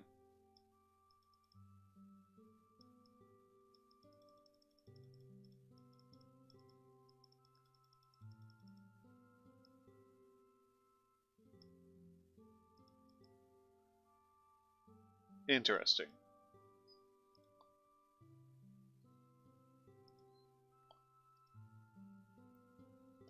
I don't know, that's about what I think I can pull off. I think that's where I'm maxing out.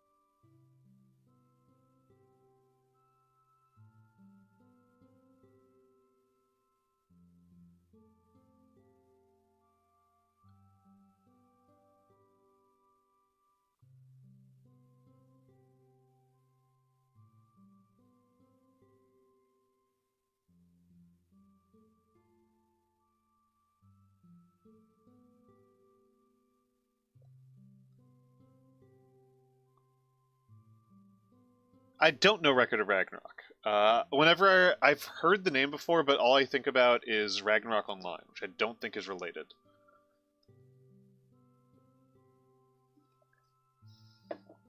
That doesn't seem right, right? The relationship between those two?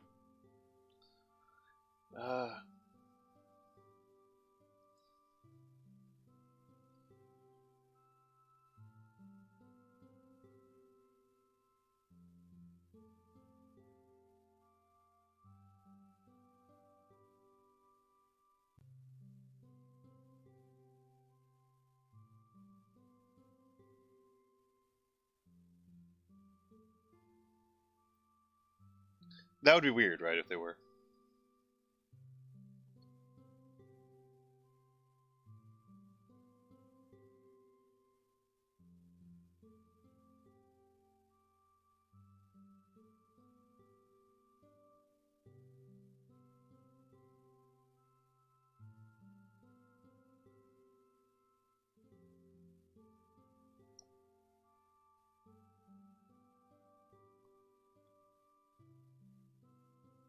Against God in a 1v1 tournament?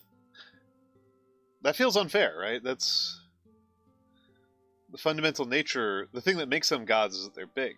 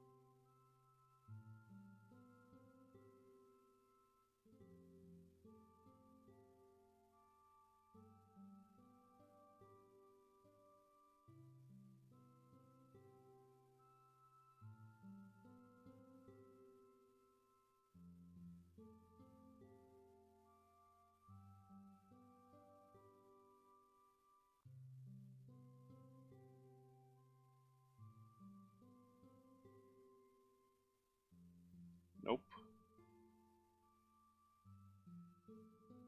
There we go. Chincho Hong versus Hades. Ah, interesting. Chincho Hong versus Hades has a certain resonance to it, right? Chincho Hong de. Genuinely fascinating type of figure. In an arguable way, killed by Mr. Hades. To the extent that humans tend to die via Hades. Uh,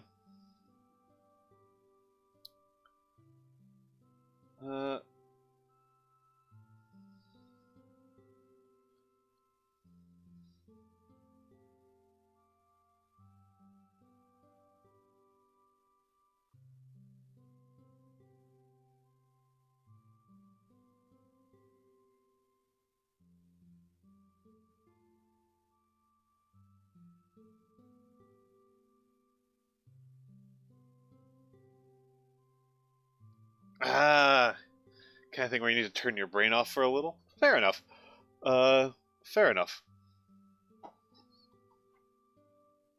Fair enough.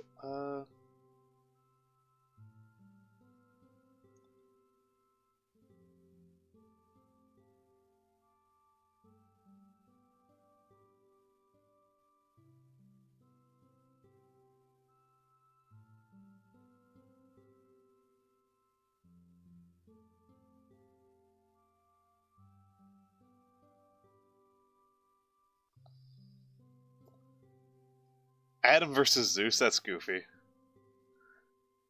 That's goofy. What's even the logic there?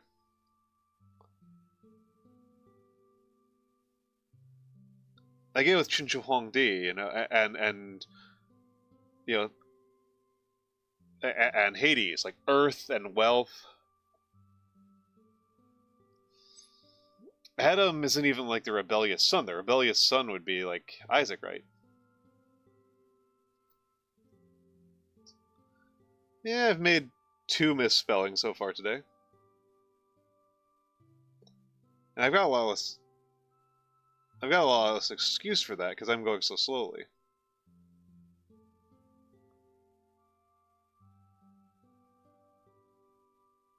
I am going so slowly.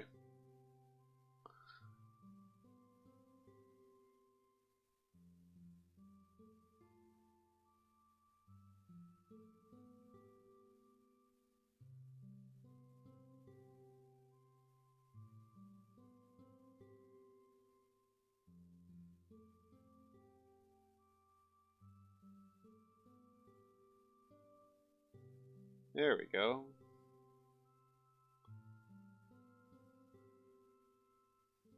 Oh, that looks much better. And Zeus is, I think, the rebellious son more than anything else.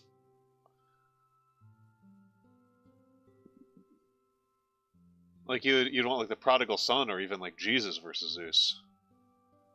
I think something like Isaac. I think Isaac versus Zeus is the one that makes a lot of sense to me. Actually, Nando, that all reminds me. Have you ever heard of the video game Dominions?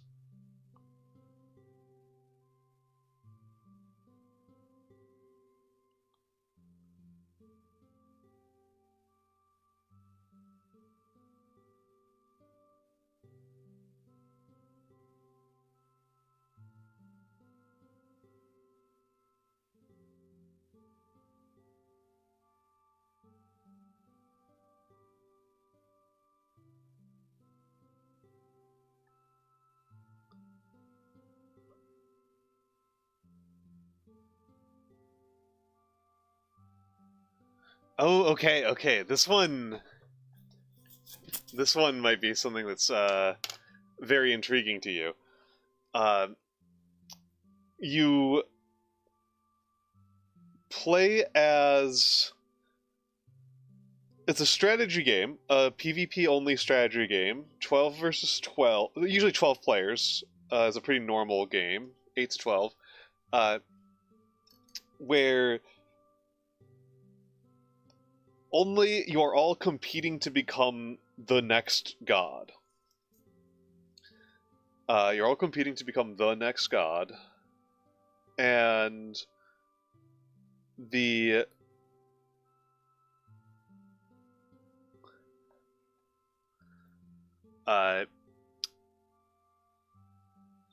gimmick of the game that makes it so outstandingly weird. Actually, I should start with the lesser gimmick of the game, just to make the bigger gimmick make more sense. The lesser gimmick is that it's play by email, usually. Not play by emails, it's play into a server. You submit turns to a server simultaneously, and then when there's a battle, it is basically done like a Total War battle, but auto-resolved. Like a Total War auto-resolve battle that they play out. Like, you can see what they did. It doesn't just give you the numbers. You can see what they played out. But it's all done simultaneously, so everybody submits their turns, and at midnight the server runs what happens, and then everybody can check what happened in the previous overnight. The part about this that matters is that the big gimmick of the game is that it's a fantasy setting, and you have wizards in your armies, and they functionally have access to the entire 2nd edition Dungeons & Dragons spellbook. There are something on the order of 900 spells in the game that you can give as orders to your mages. And they are often deeply unfair.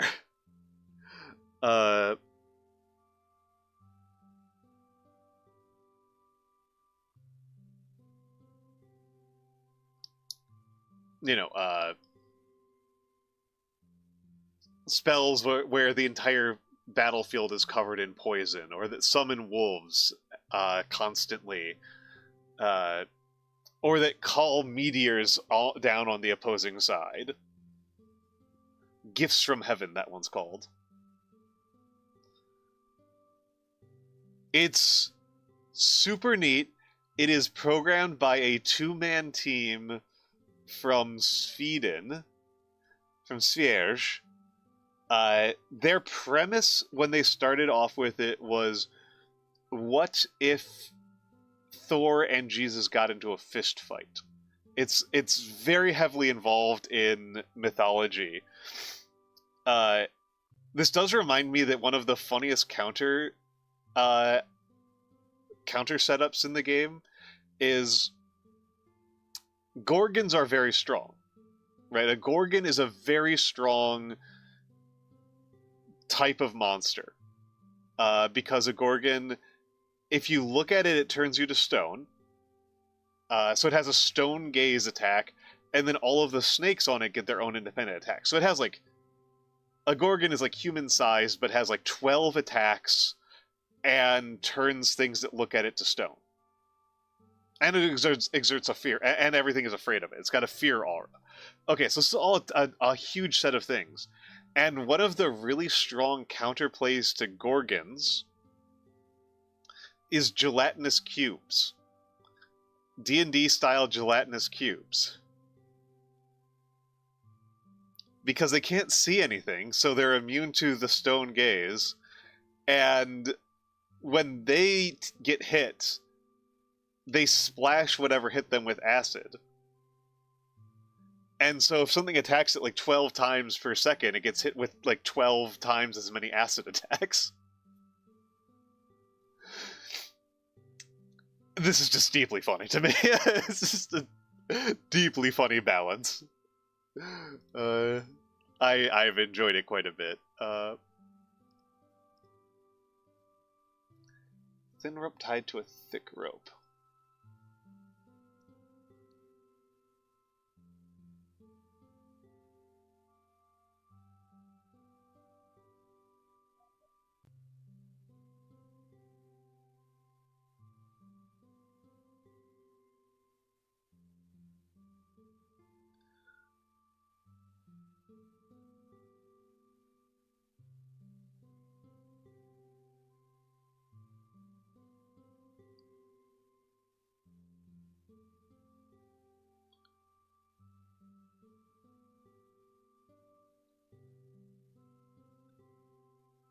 Yeah, it's that kind of game where there's like that many things going on all the time. One of the factions is based on a Mycenaean city that fell into the ocean. And so it's underwater, and everybody's dead. But they all died so suddenly that they don't know that they're ghosts. So it's these ghostly ancient Greeks that they can still use their bow and arrow underwater because they're ectoplasmic bow and arrows that are powered by the fact that they're not like accepting of their own death.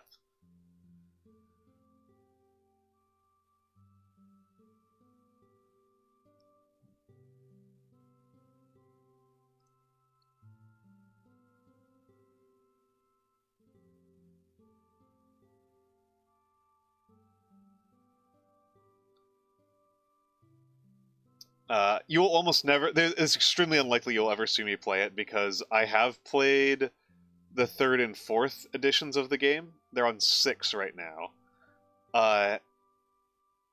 And it's extremely overwhelming.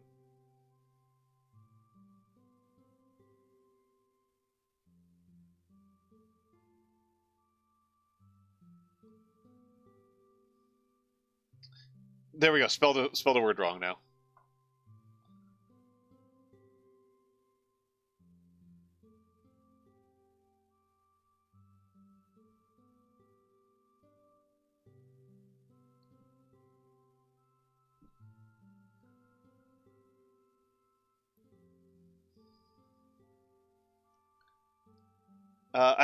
The best way, I experienced it by reading Let's Plays of it, and I can send you some of the Let's Plays of it.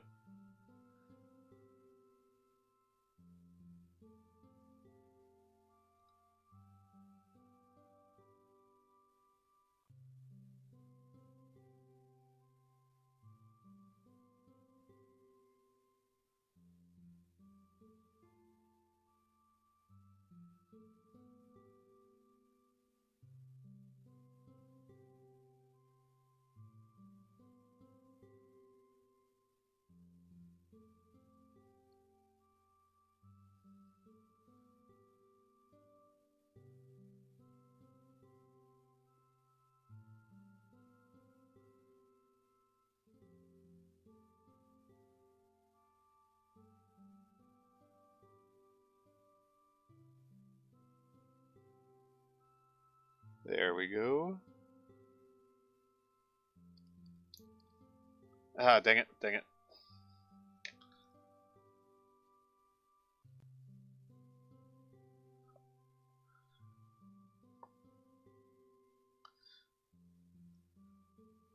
Therefore you can copy the attack spinning god. That's goofy. That's goofy. That's pretty goofy.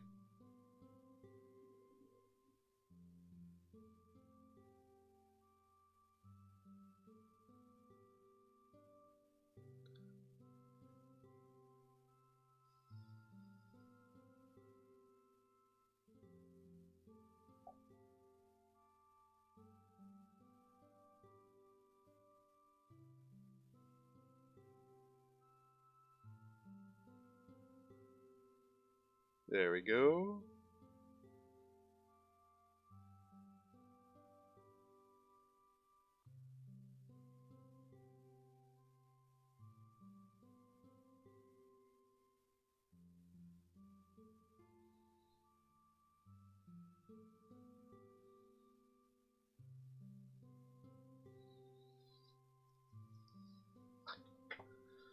Oh. I'm in general pretty comfortable with things being pretty goofy.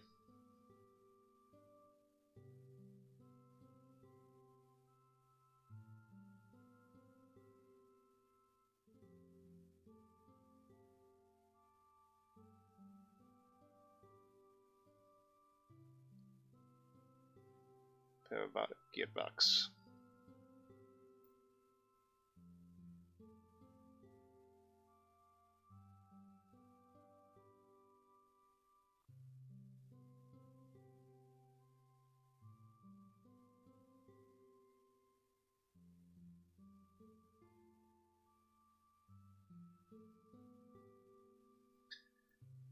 Ah, another misspelling.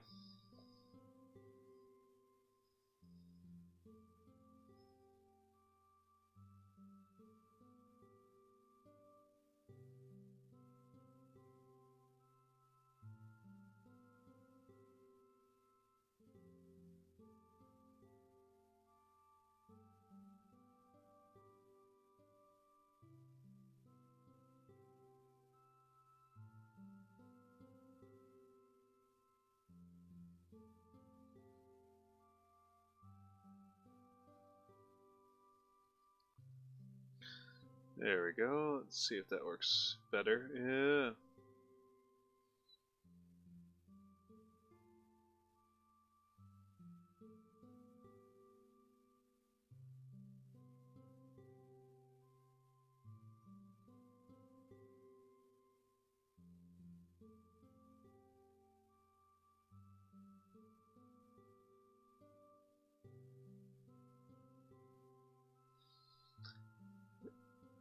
Yeah.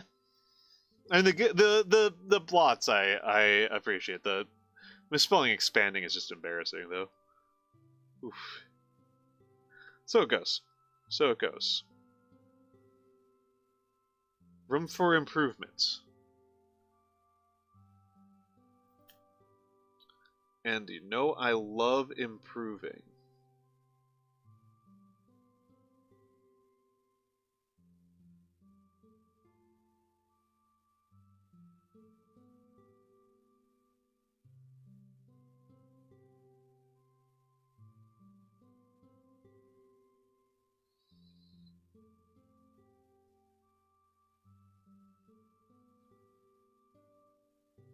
There's an awful word for there's a bad one for Gothic. Universe.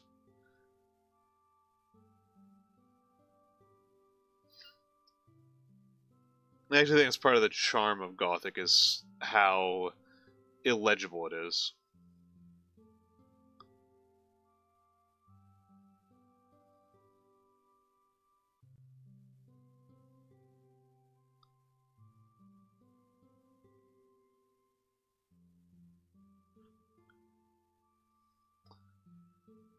Well, the important part is that failing gives you things to improve on. If you're perfect, you can't improve anymore. That's the bad one. That's the bad ending. It's perfection.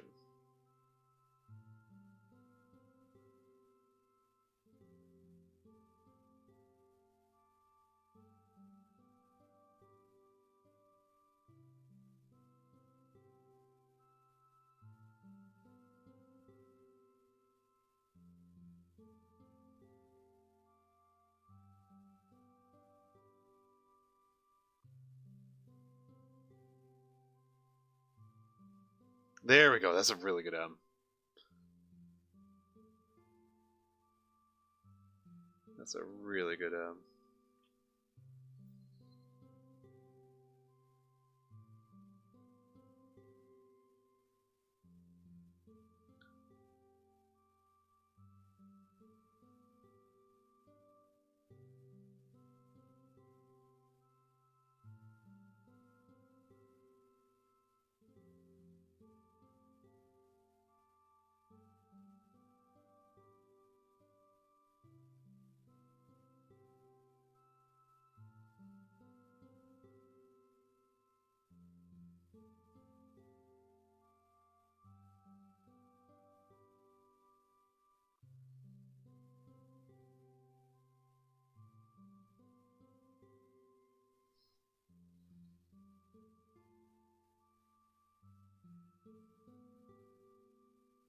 There we go. I mean, that is, unfortunately, that is the nature of what engineering is about, right?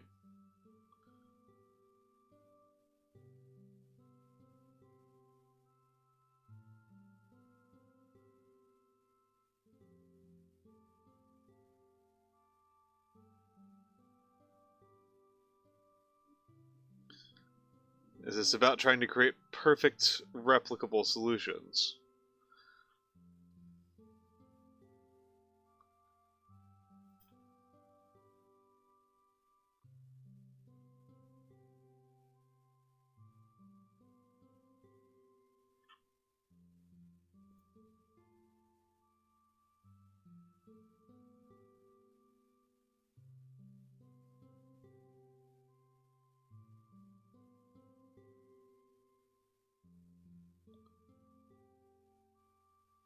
There we go, and let's...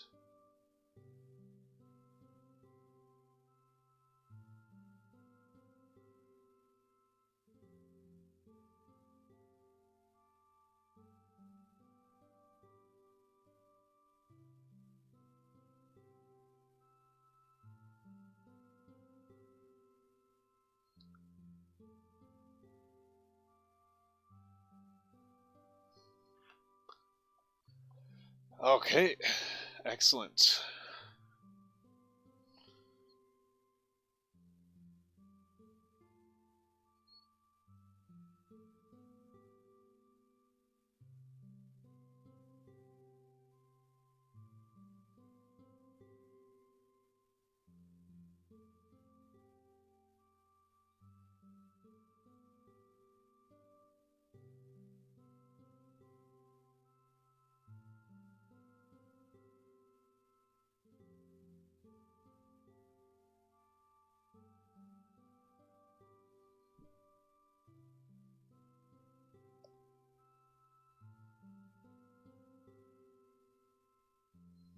Oop.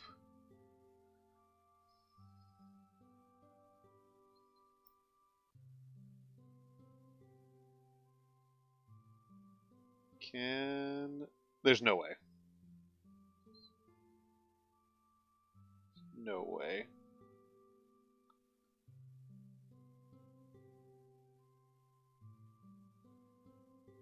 Okay, I failed, but I'm going to keep going.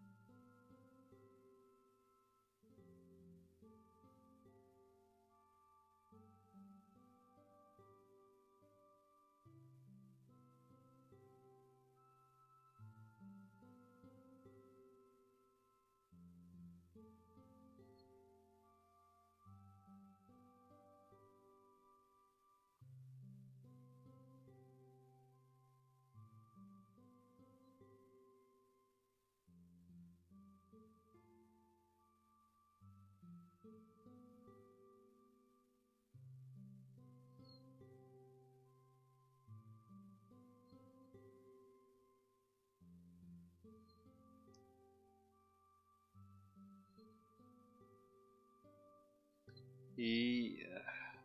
Excellent feeling, excellent feeling.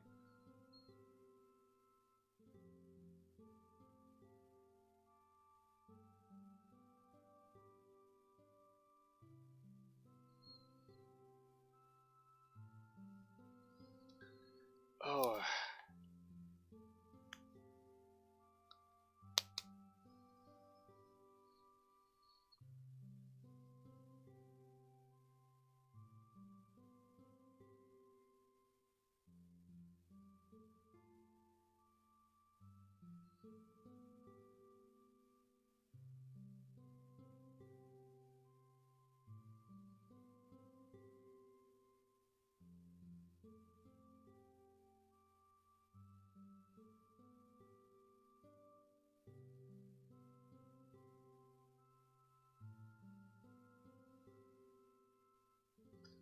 And then...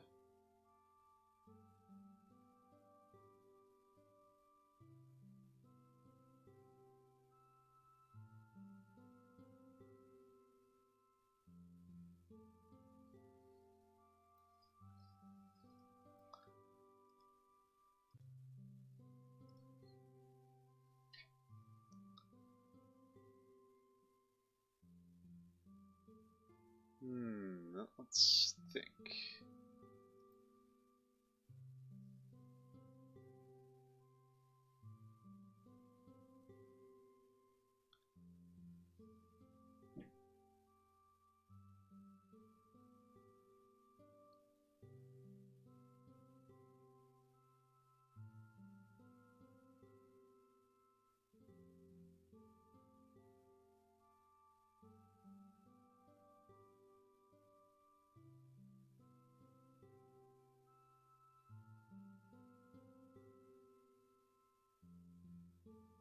There we go, it's a better capital S than I did earlier.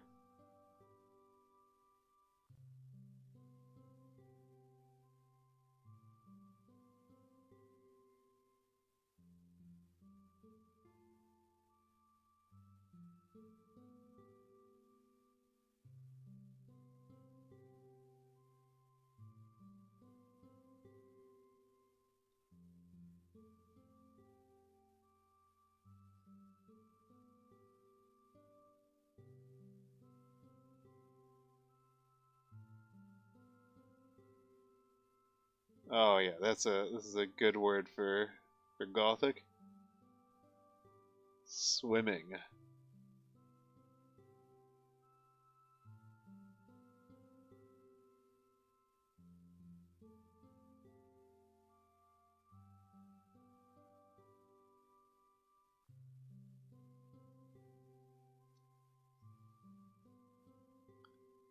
Thank you, thank you, thank you.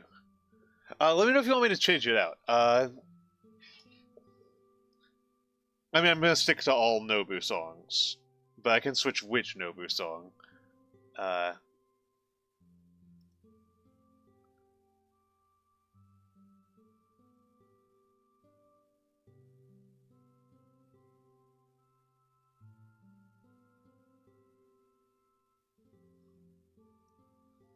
hmm.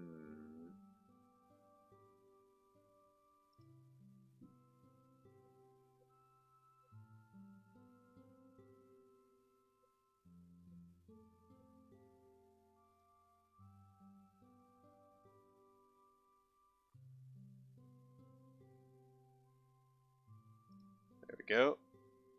But yeah, this is by the campfire.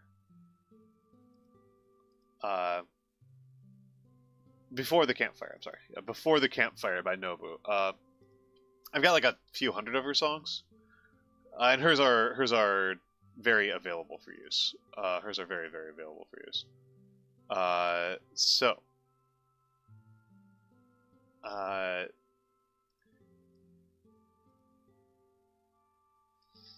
Okay. I mean, I kept the same loop of one song going for like weeks on end.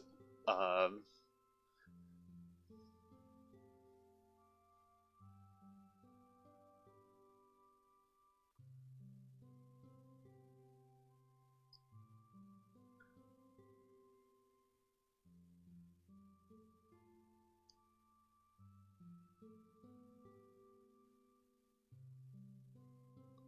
I think the better way to do it would probably be to do a. I might actually work on this tonight.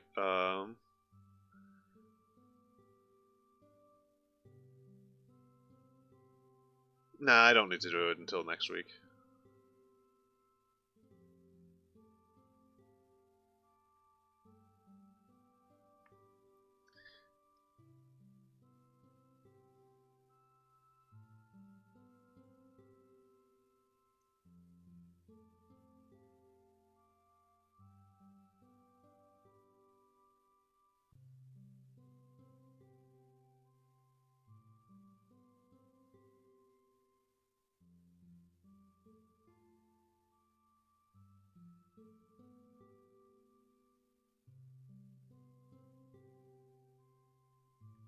There we go.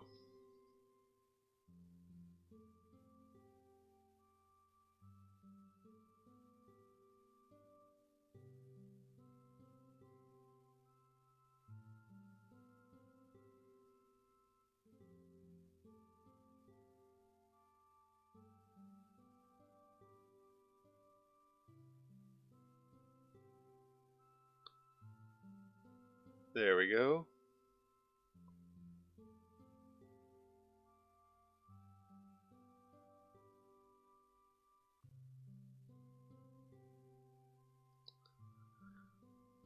With open water.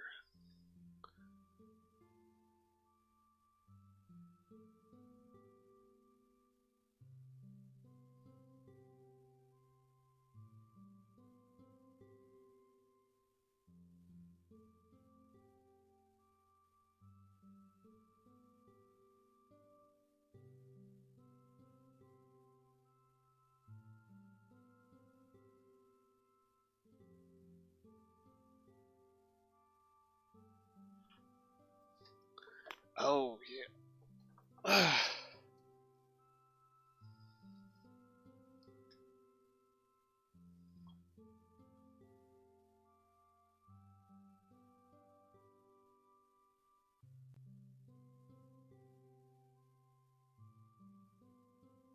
There we go.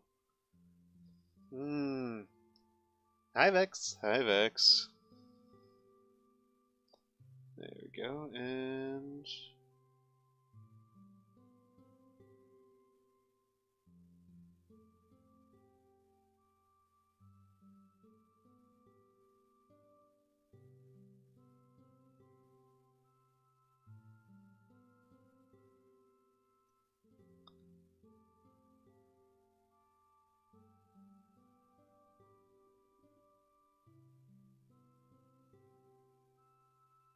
spread that one out a little bit too far.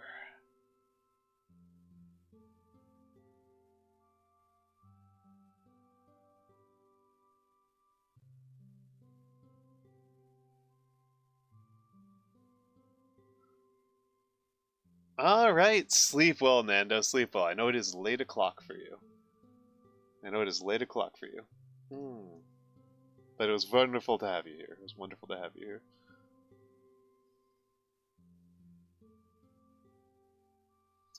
Ooh, now I get to do one of my favorite letters in all of calligraphy.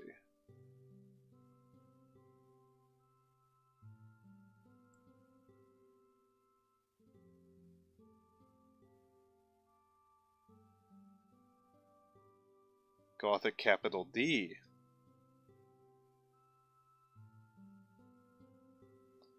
I got a little bit too excited there. I made it a little bit too swooshy. Should be a little bit more rigid, a little bit more formal for Gothic. And absolutely, Nando. Absolutely. This is what I do.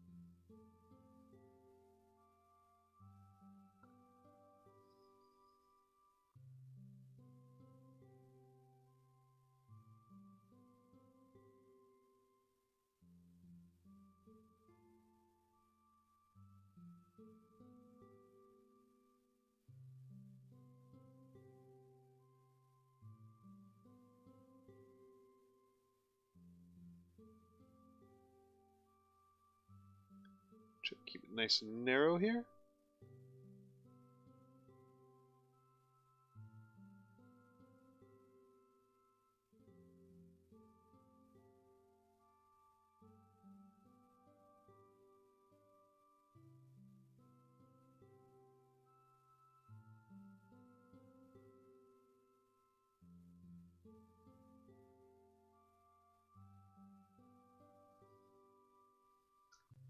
Yeah.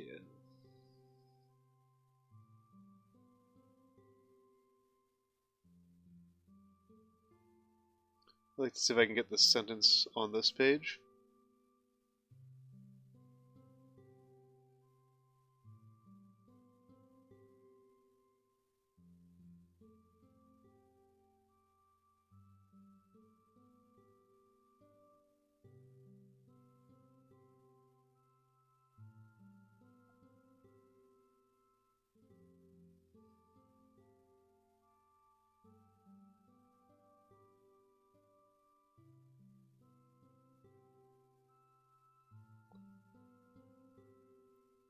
Nope, not gonna work. Not gonna happen.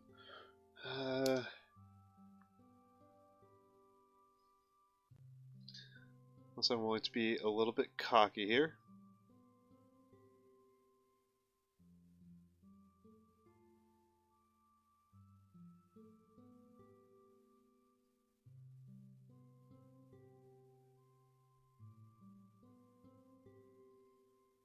Got no bottom line, hoss.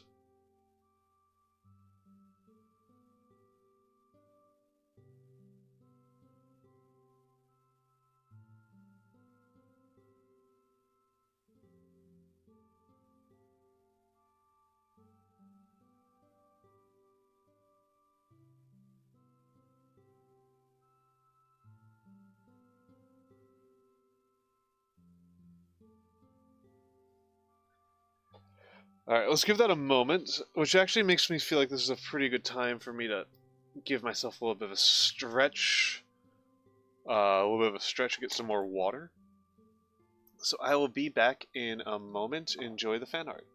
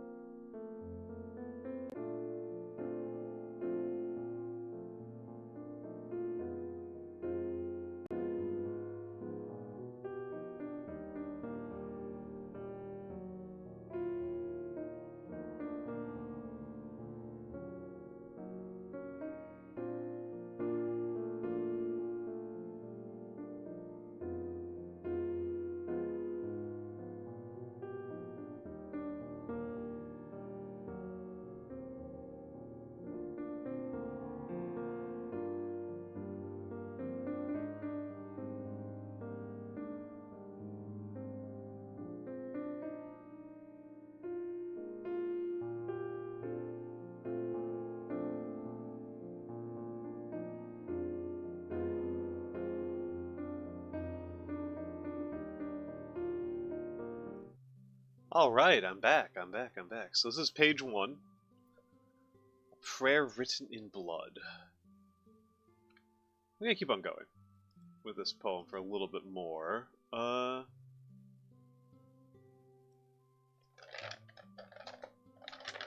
Okay.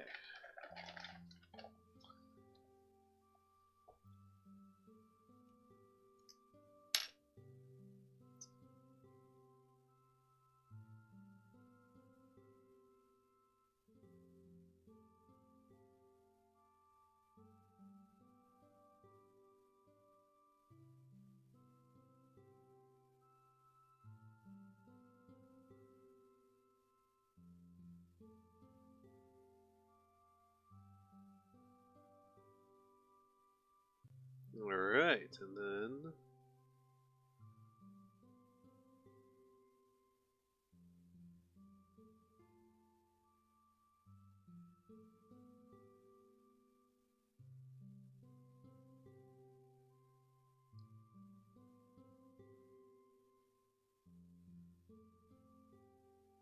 I think there was another Y technique that I was forgetting about.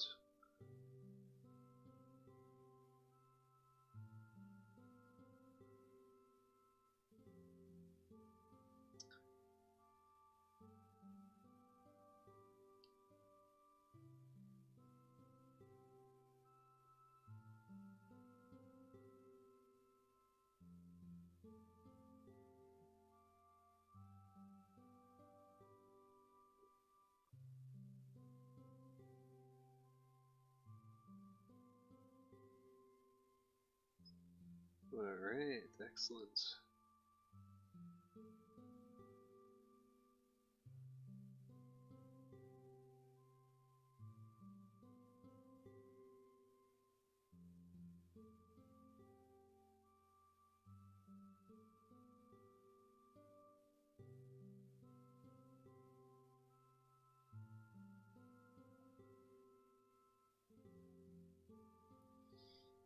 Prayer written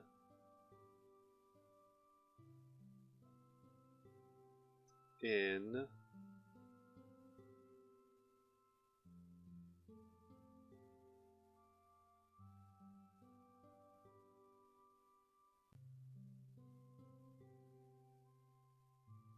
time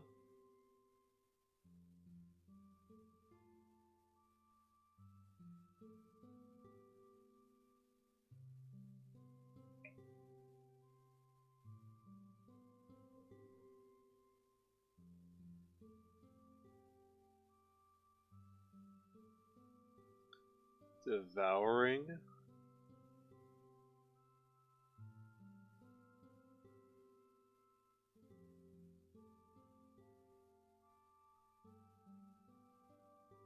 time devouring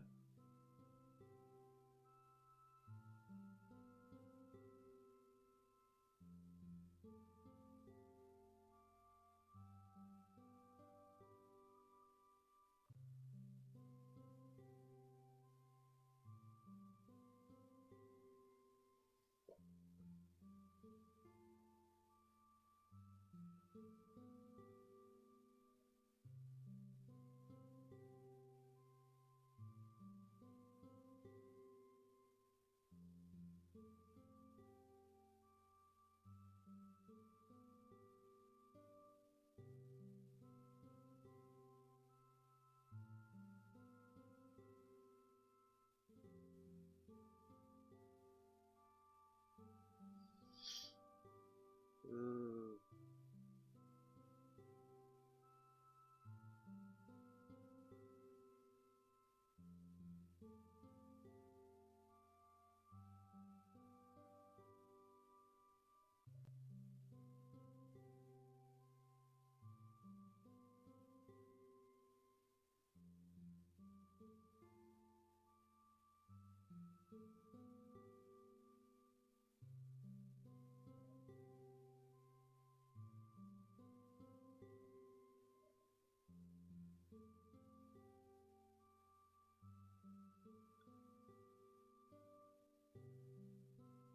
Snakes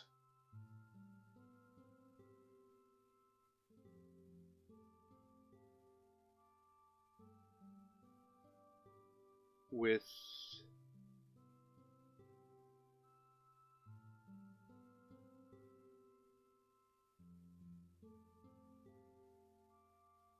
oh, spelled with wrong.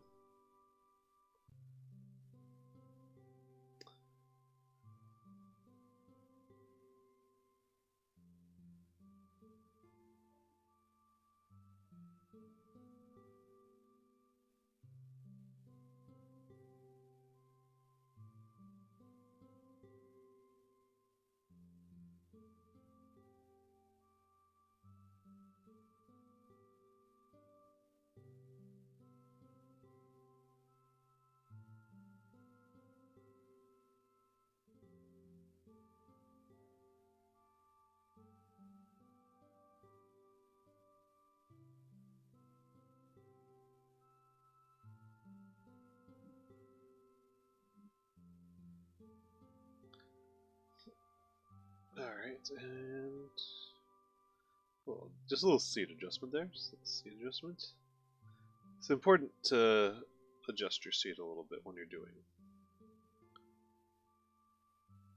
calligraphy.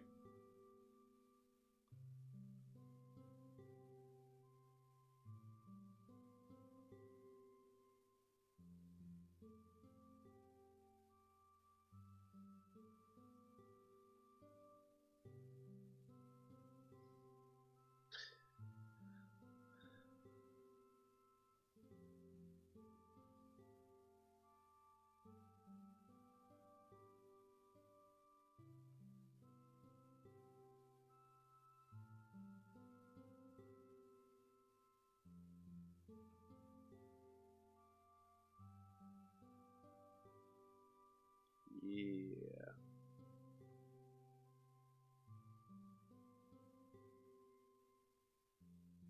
That's better, that's better. I should probably be making the H's more like that.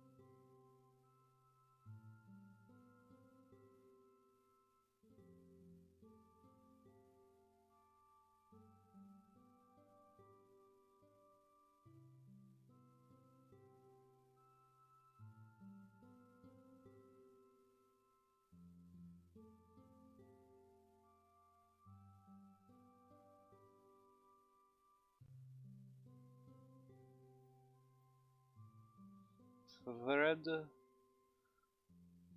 connecting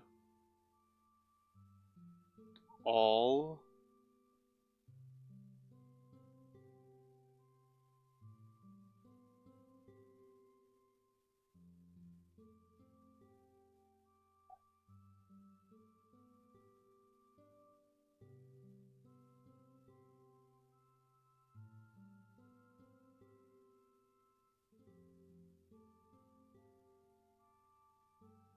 living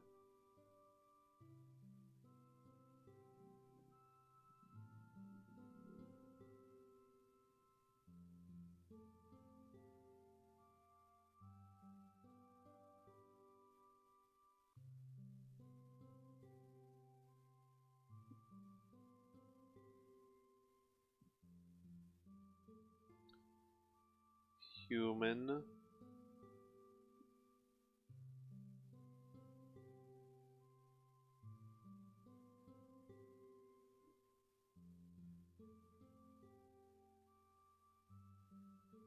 Human.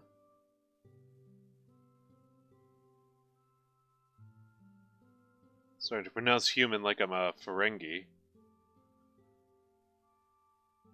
Eyes.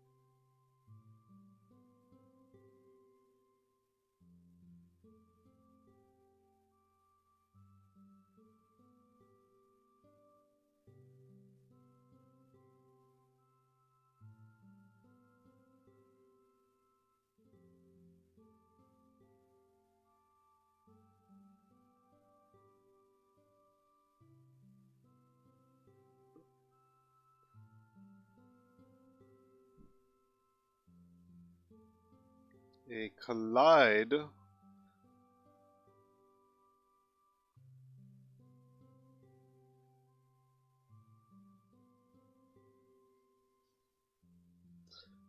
Double check myself on spelling kaleidoscope.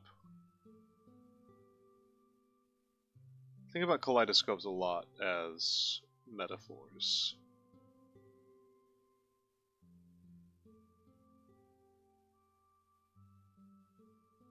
Their form of entertainment doesn't mean anything. And I always like my entertainment to mean things, you know.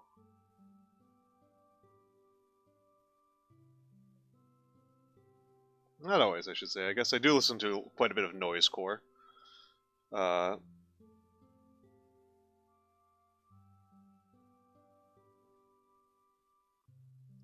I don't know what I could tell you what that all means.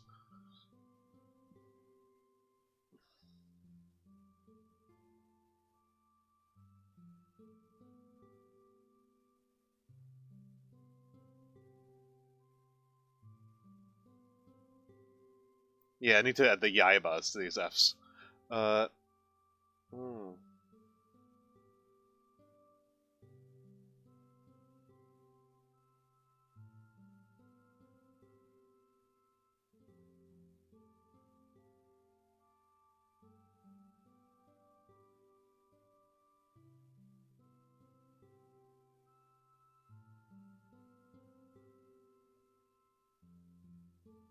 Yeah, and then...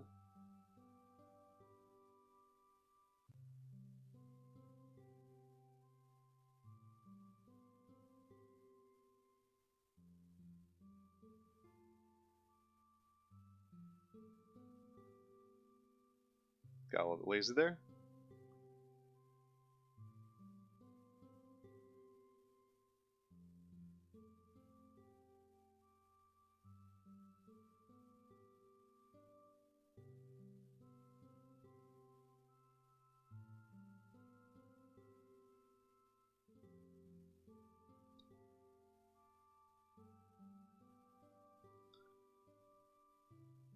One of my favorite phrases.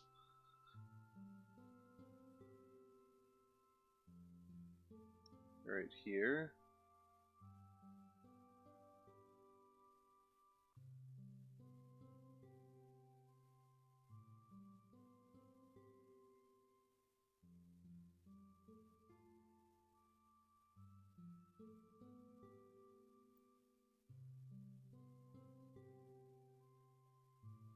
Oh my goodness, it's a good looking X.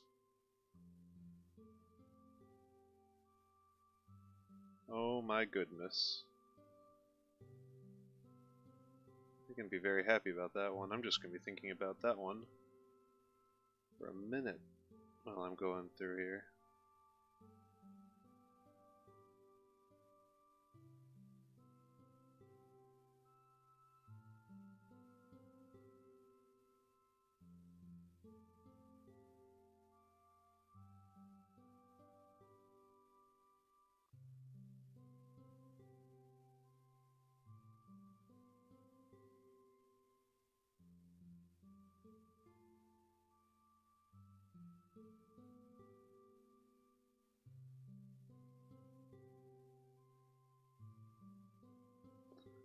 Alright, and then... Yeah. Yeah.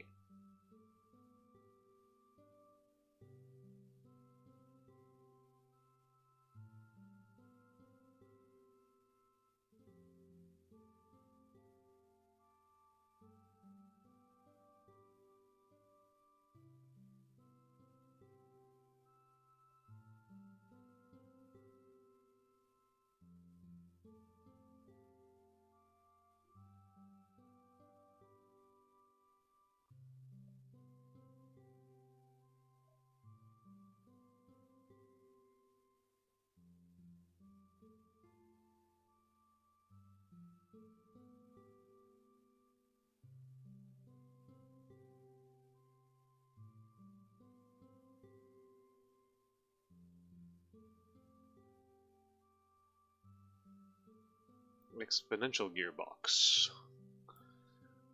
Something about that phrase is always a kaleidoscope of holy stakes, exponential gearbox. I've loved that so much.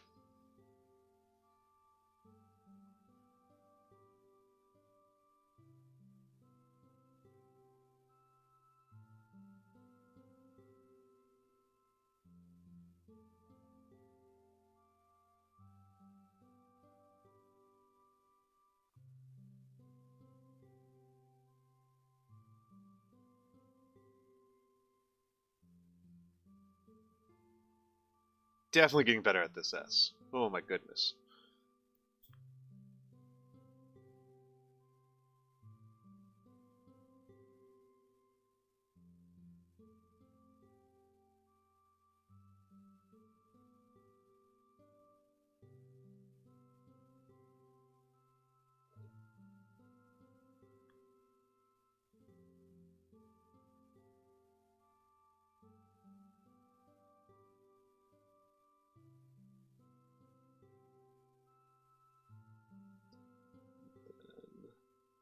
Get the Yaiba.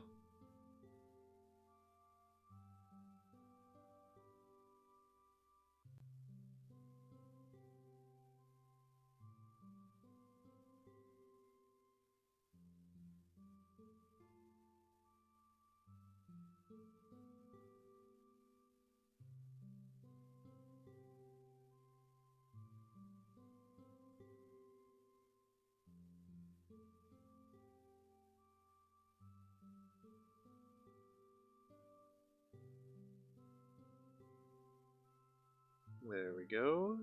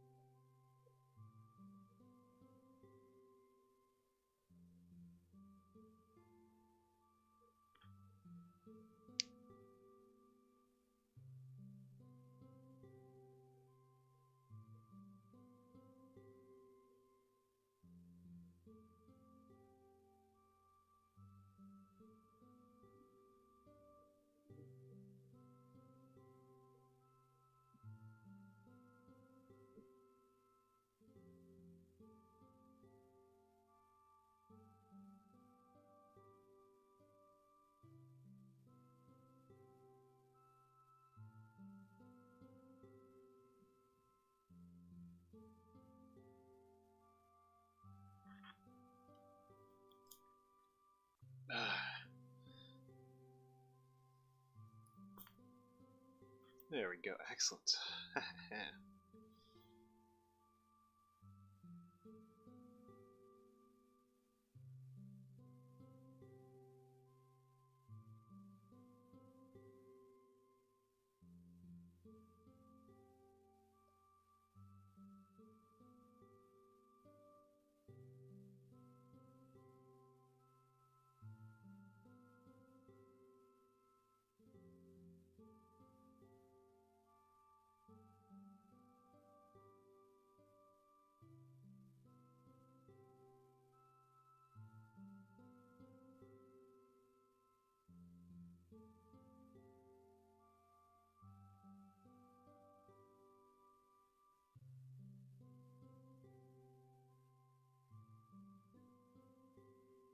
There we go. Yeah.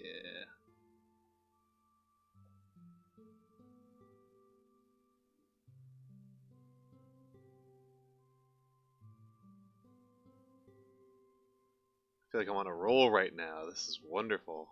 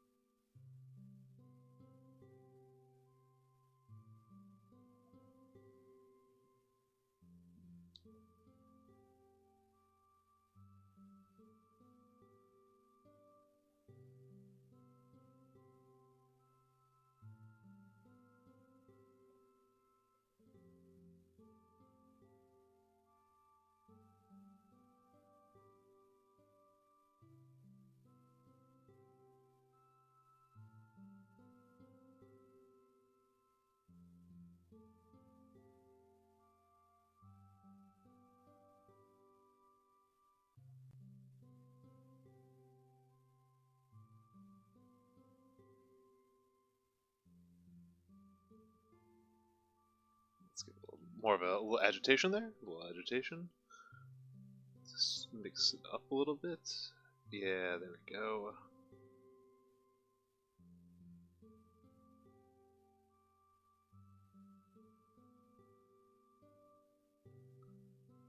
Wonderful stuff. Wonderful stuff.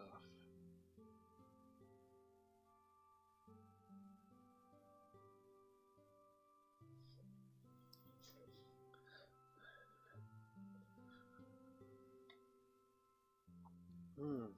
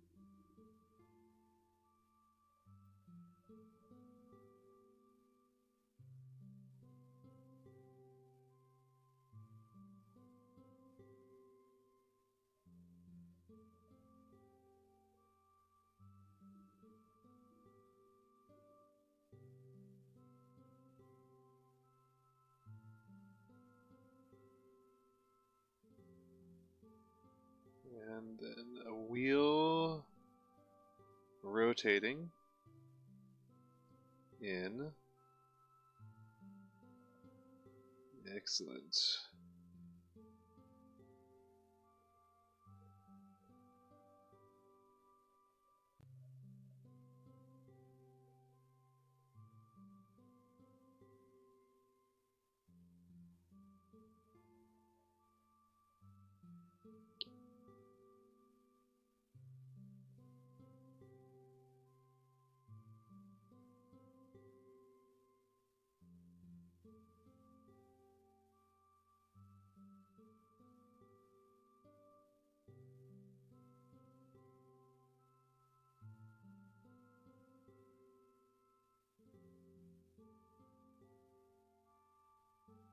Six.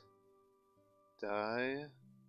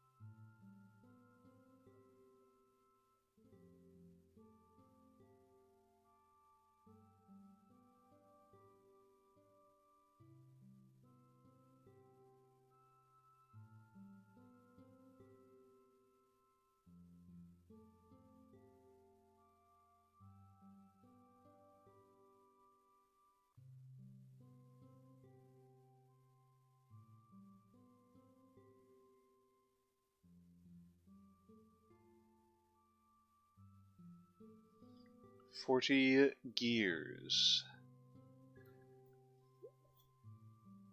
Just make sure I'm looking at the right one.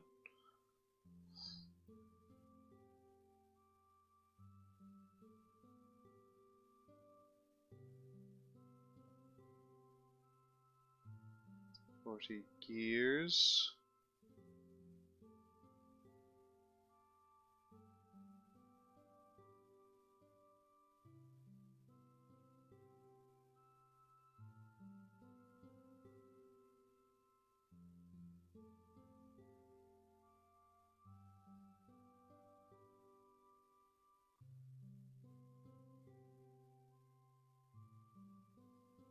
And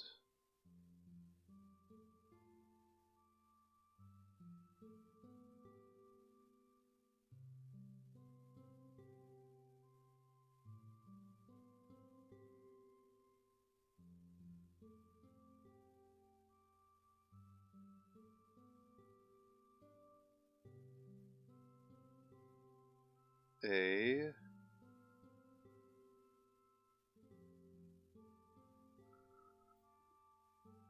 ticking.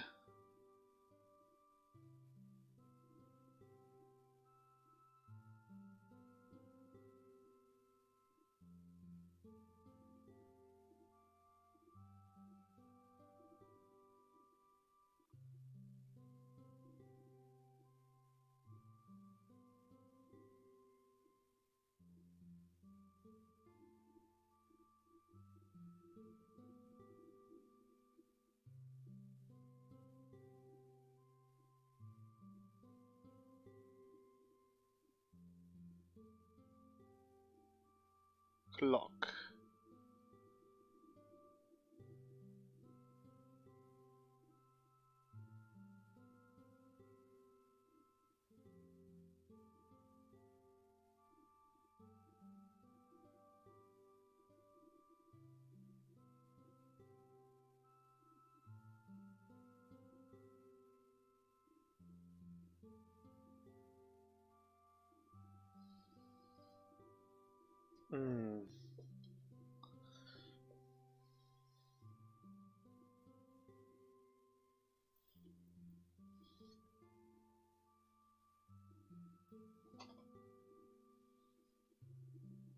Wheel rotating.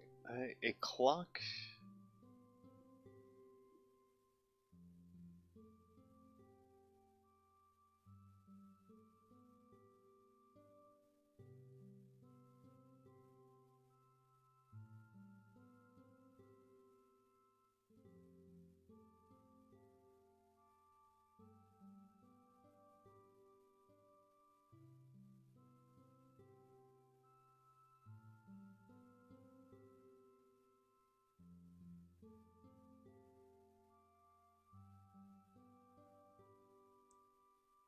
Yes.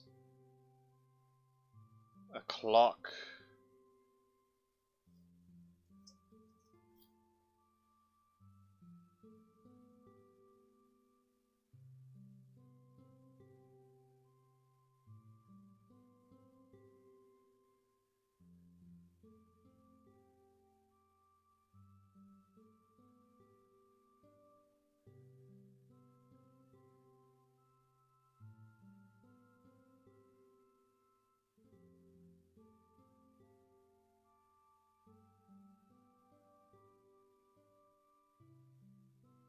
that.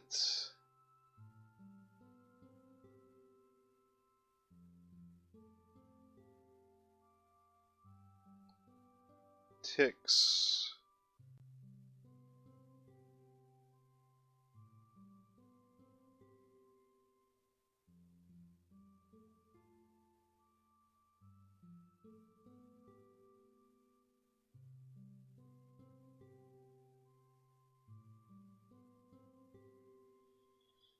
Hmm.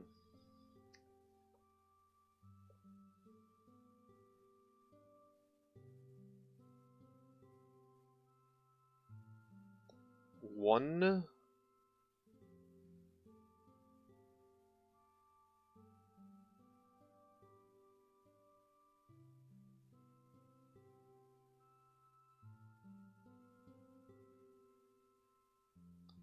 Second.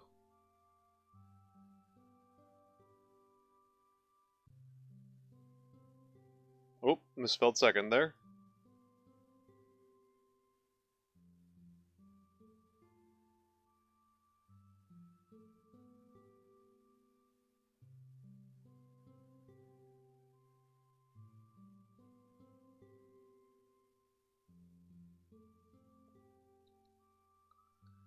One second.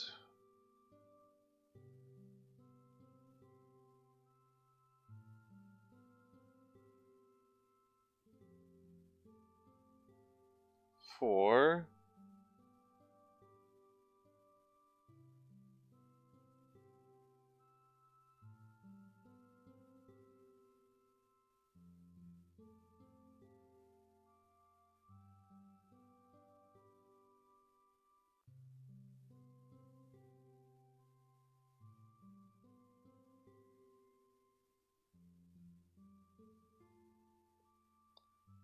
Every.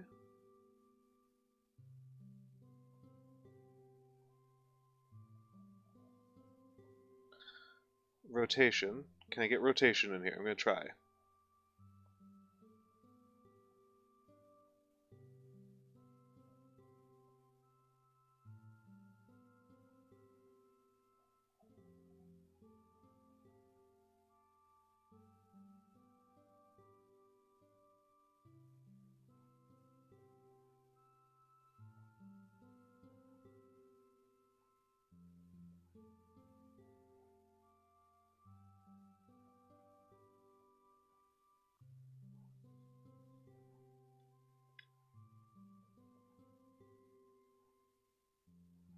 Of the.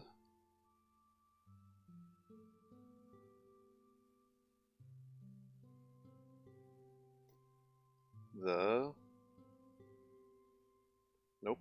Didn't catch there.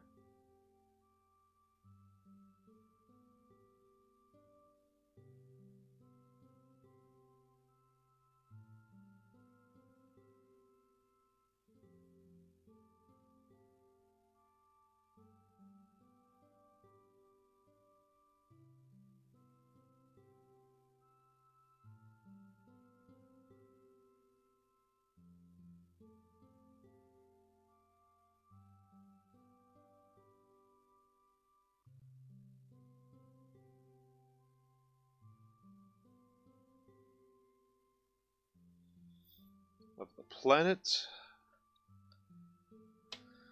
Oh, I like the next line, but it's not gonna fit.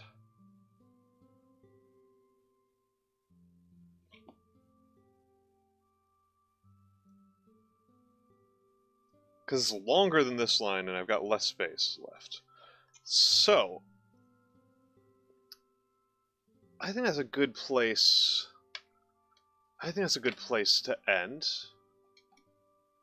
I really like this poem. I actually really liked focusing more on a single work, a little bit more than I usually do when I do these types of streams, uh, which I think is a more YouTube way of doing things, and I'm happy to do more of that going forward. So, thank everybody who was here. Let's just go quickly over to take a look at my schedule. So tomorrow I'm back on Twitch, and I'll be doing Silent Hill 2, continuing that. And on Friday I'm again on Twitch with the Epic of Gilgamesh, the unless she's fooling with me, the actual epic poem, the Epic of Gilgamesh, which is going to be super cool. 5 p.m. U.S. Eastern, so starting an hour and a half ago, but 2 days from now. Nothing Thursday. Thursday I've got to go to the dentist. And then on Saturday at 8 p.m. Eastern, I'm going to be with John Ken Palm. So yes, just those are the final heads up for this. Thank you all for being here. Have a lovely evening, and see you tomorrow on Twitch for Silent Hill 2.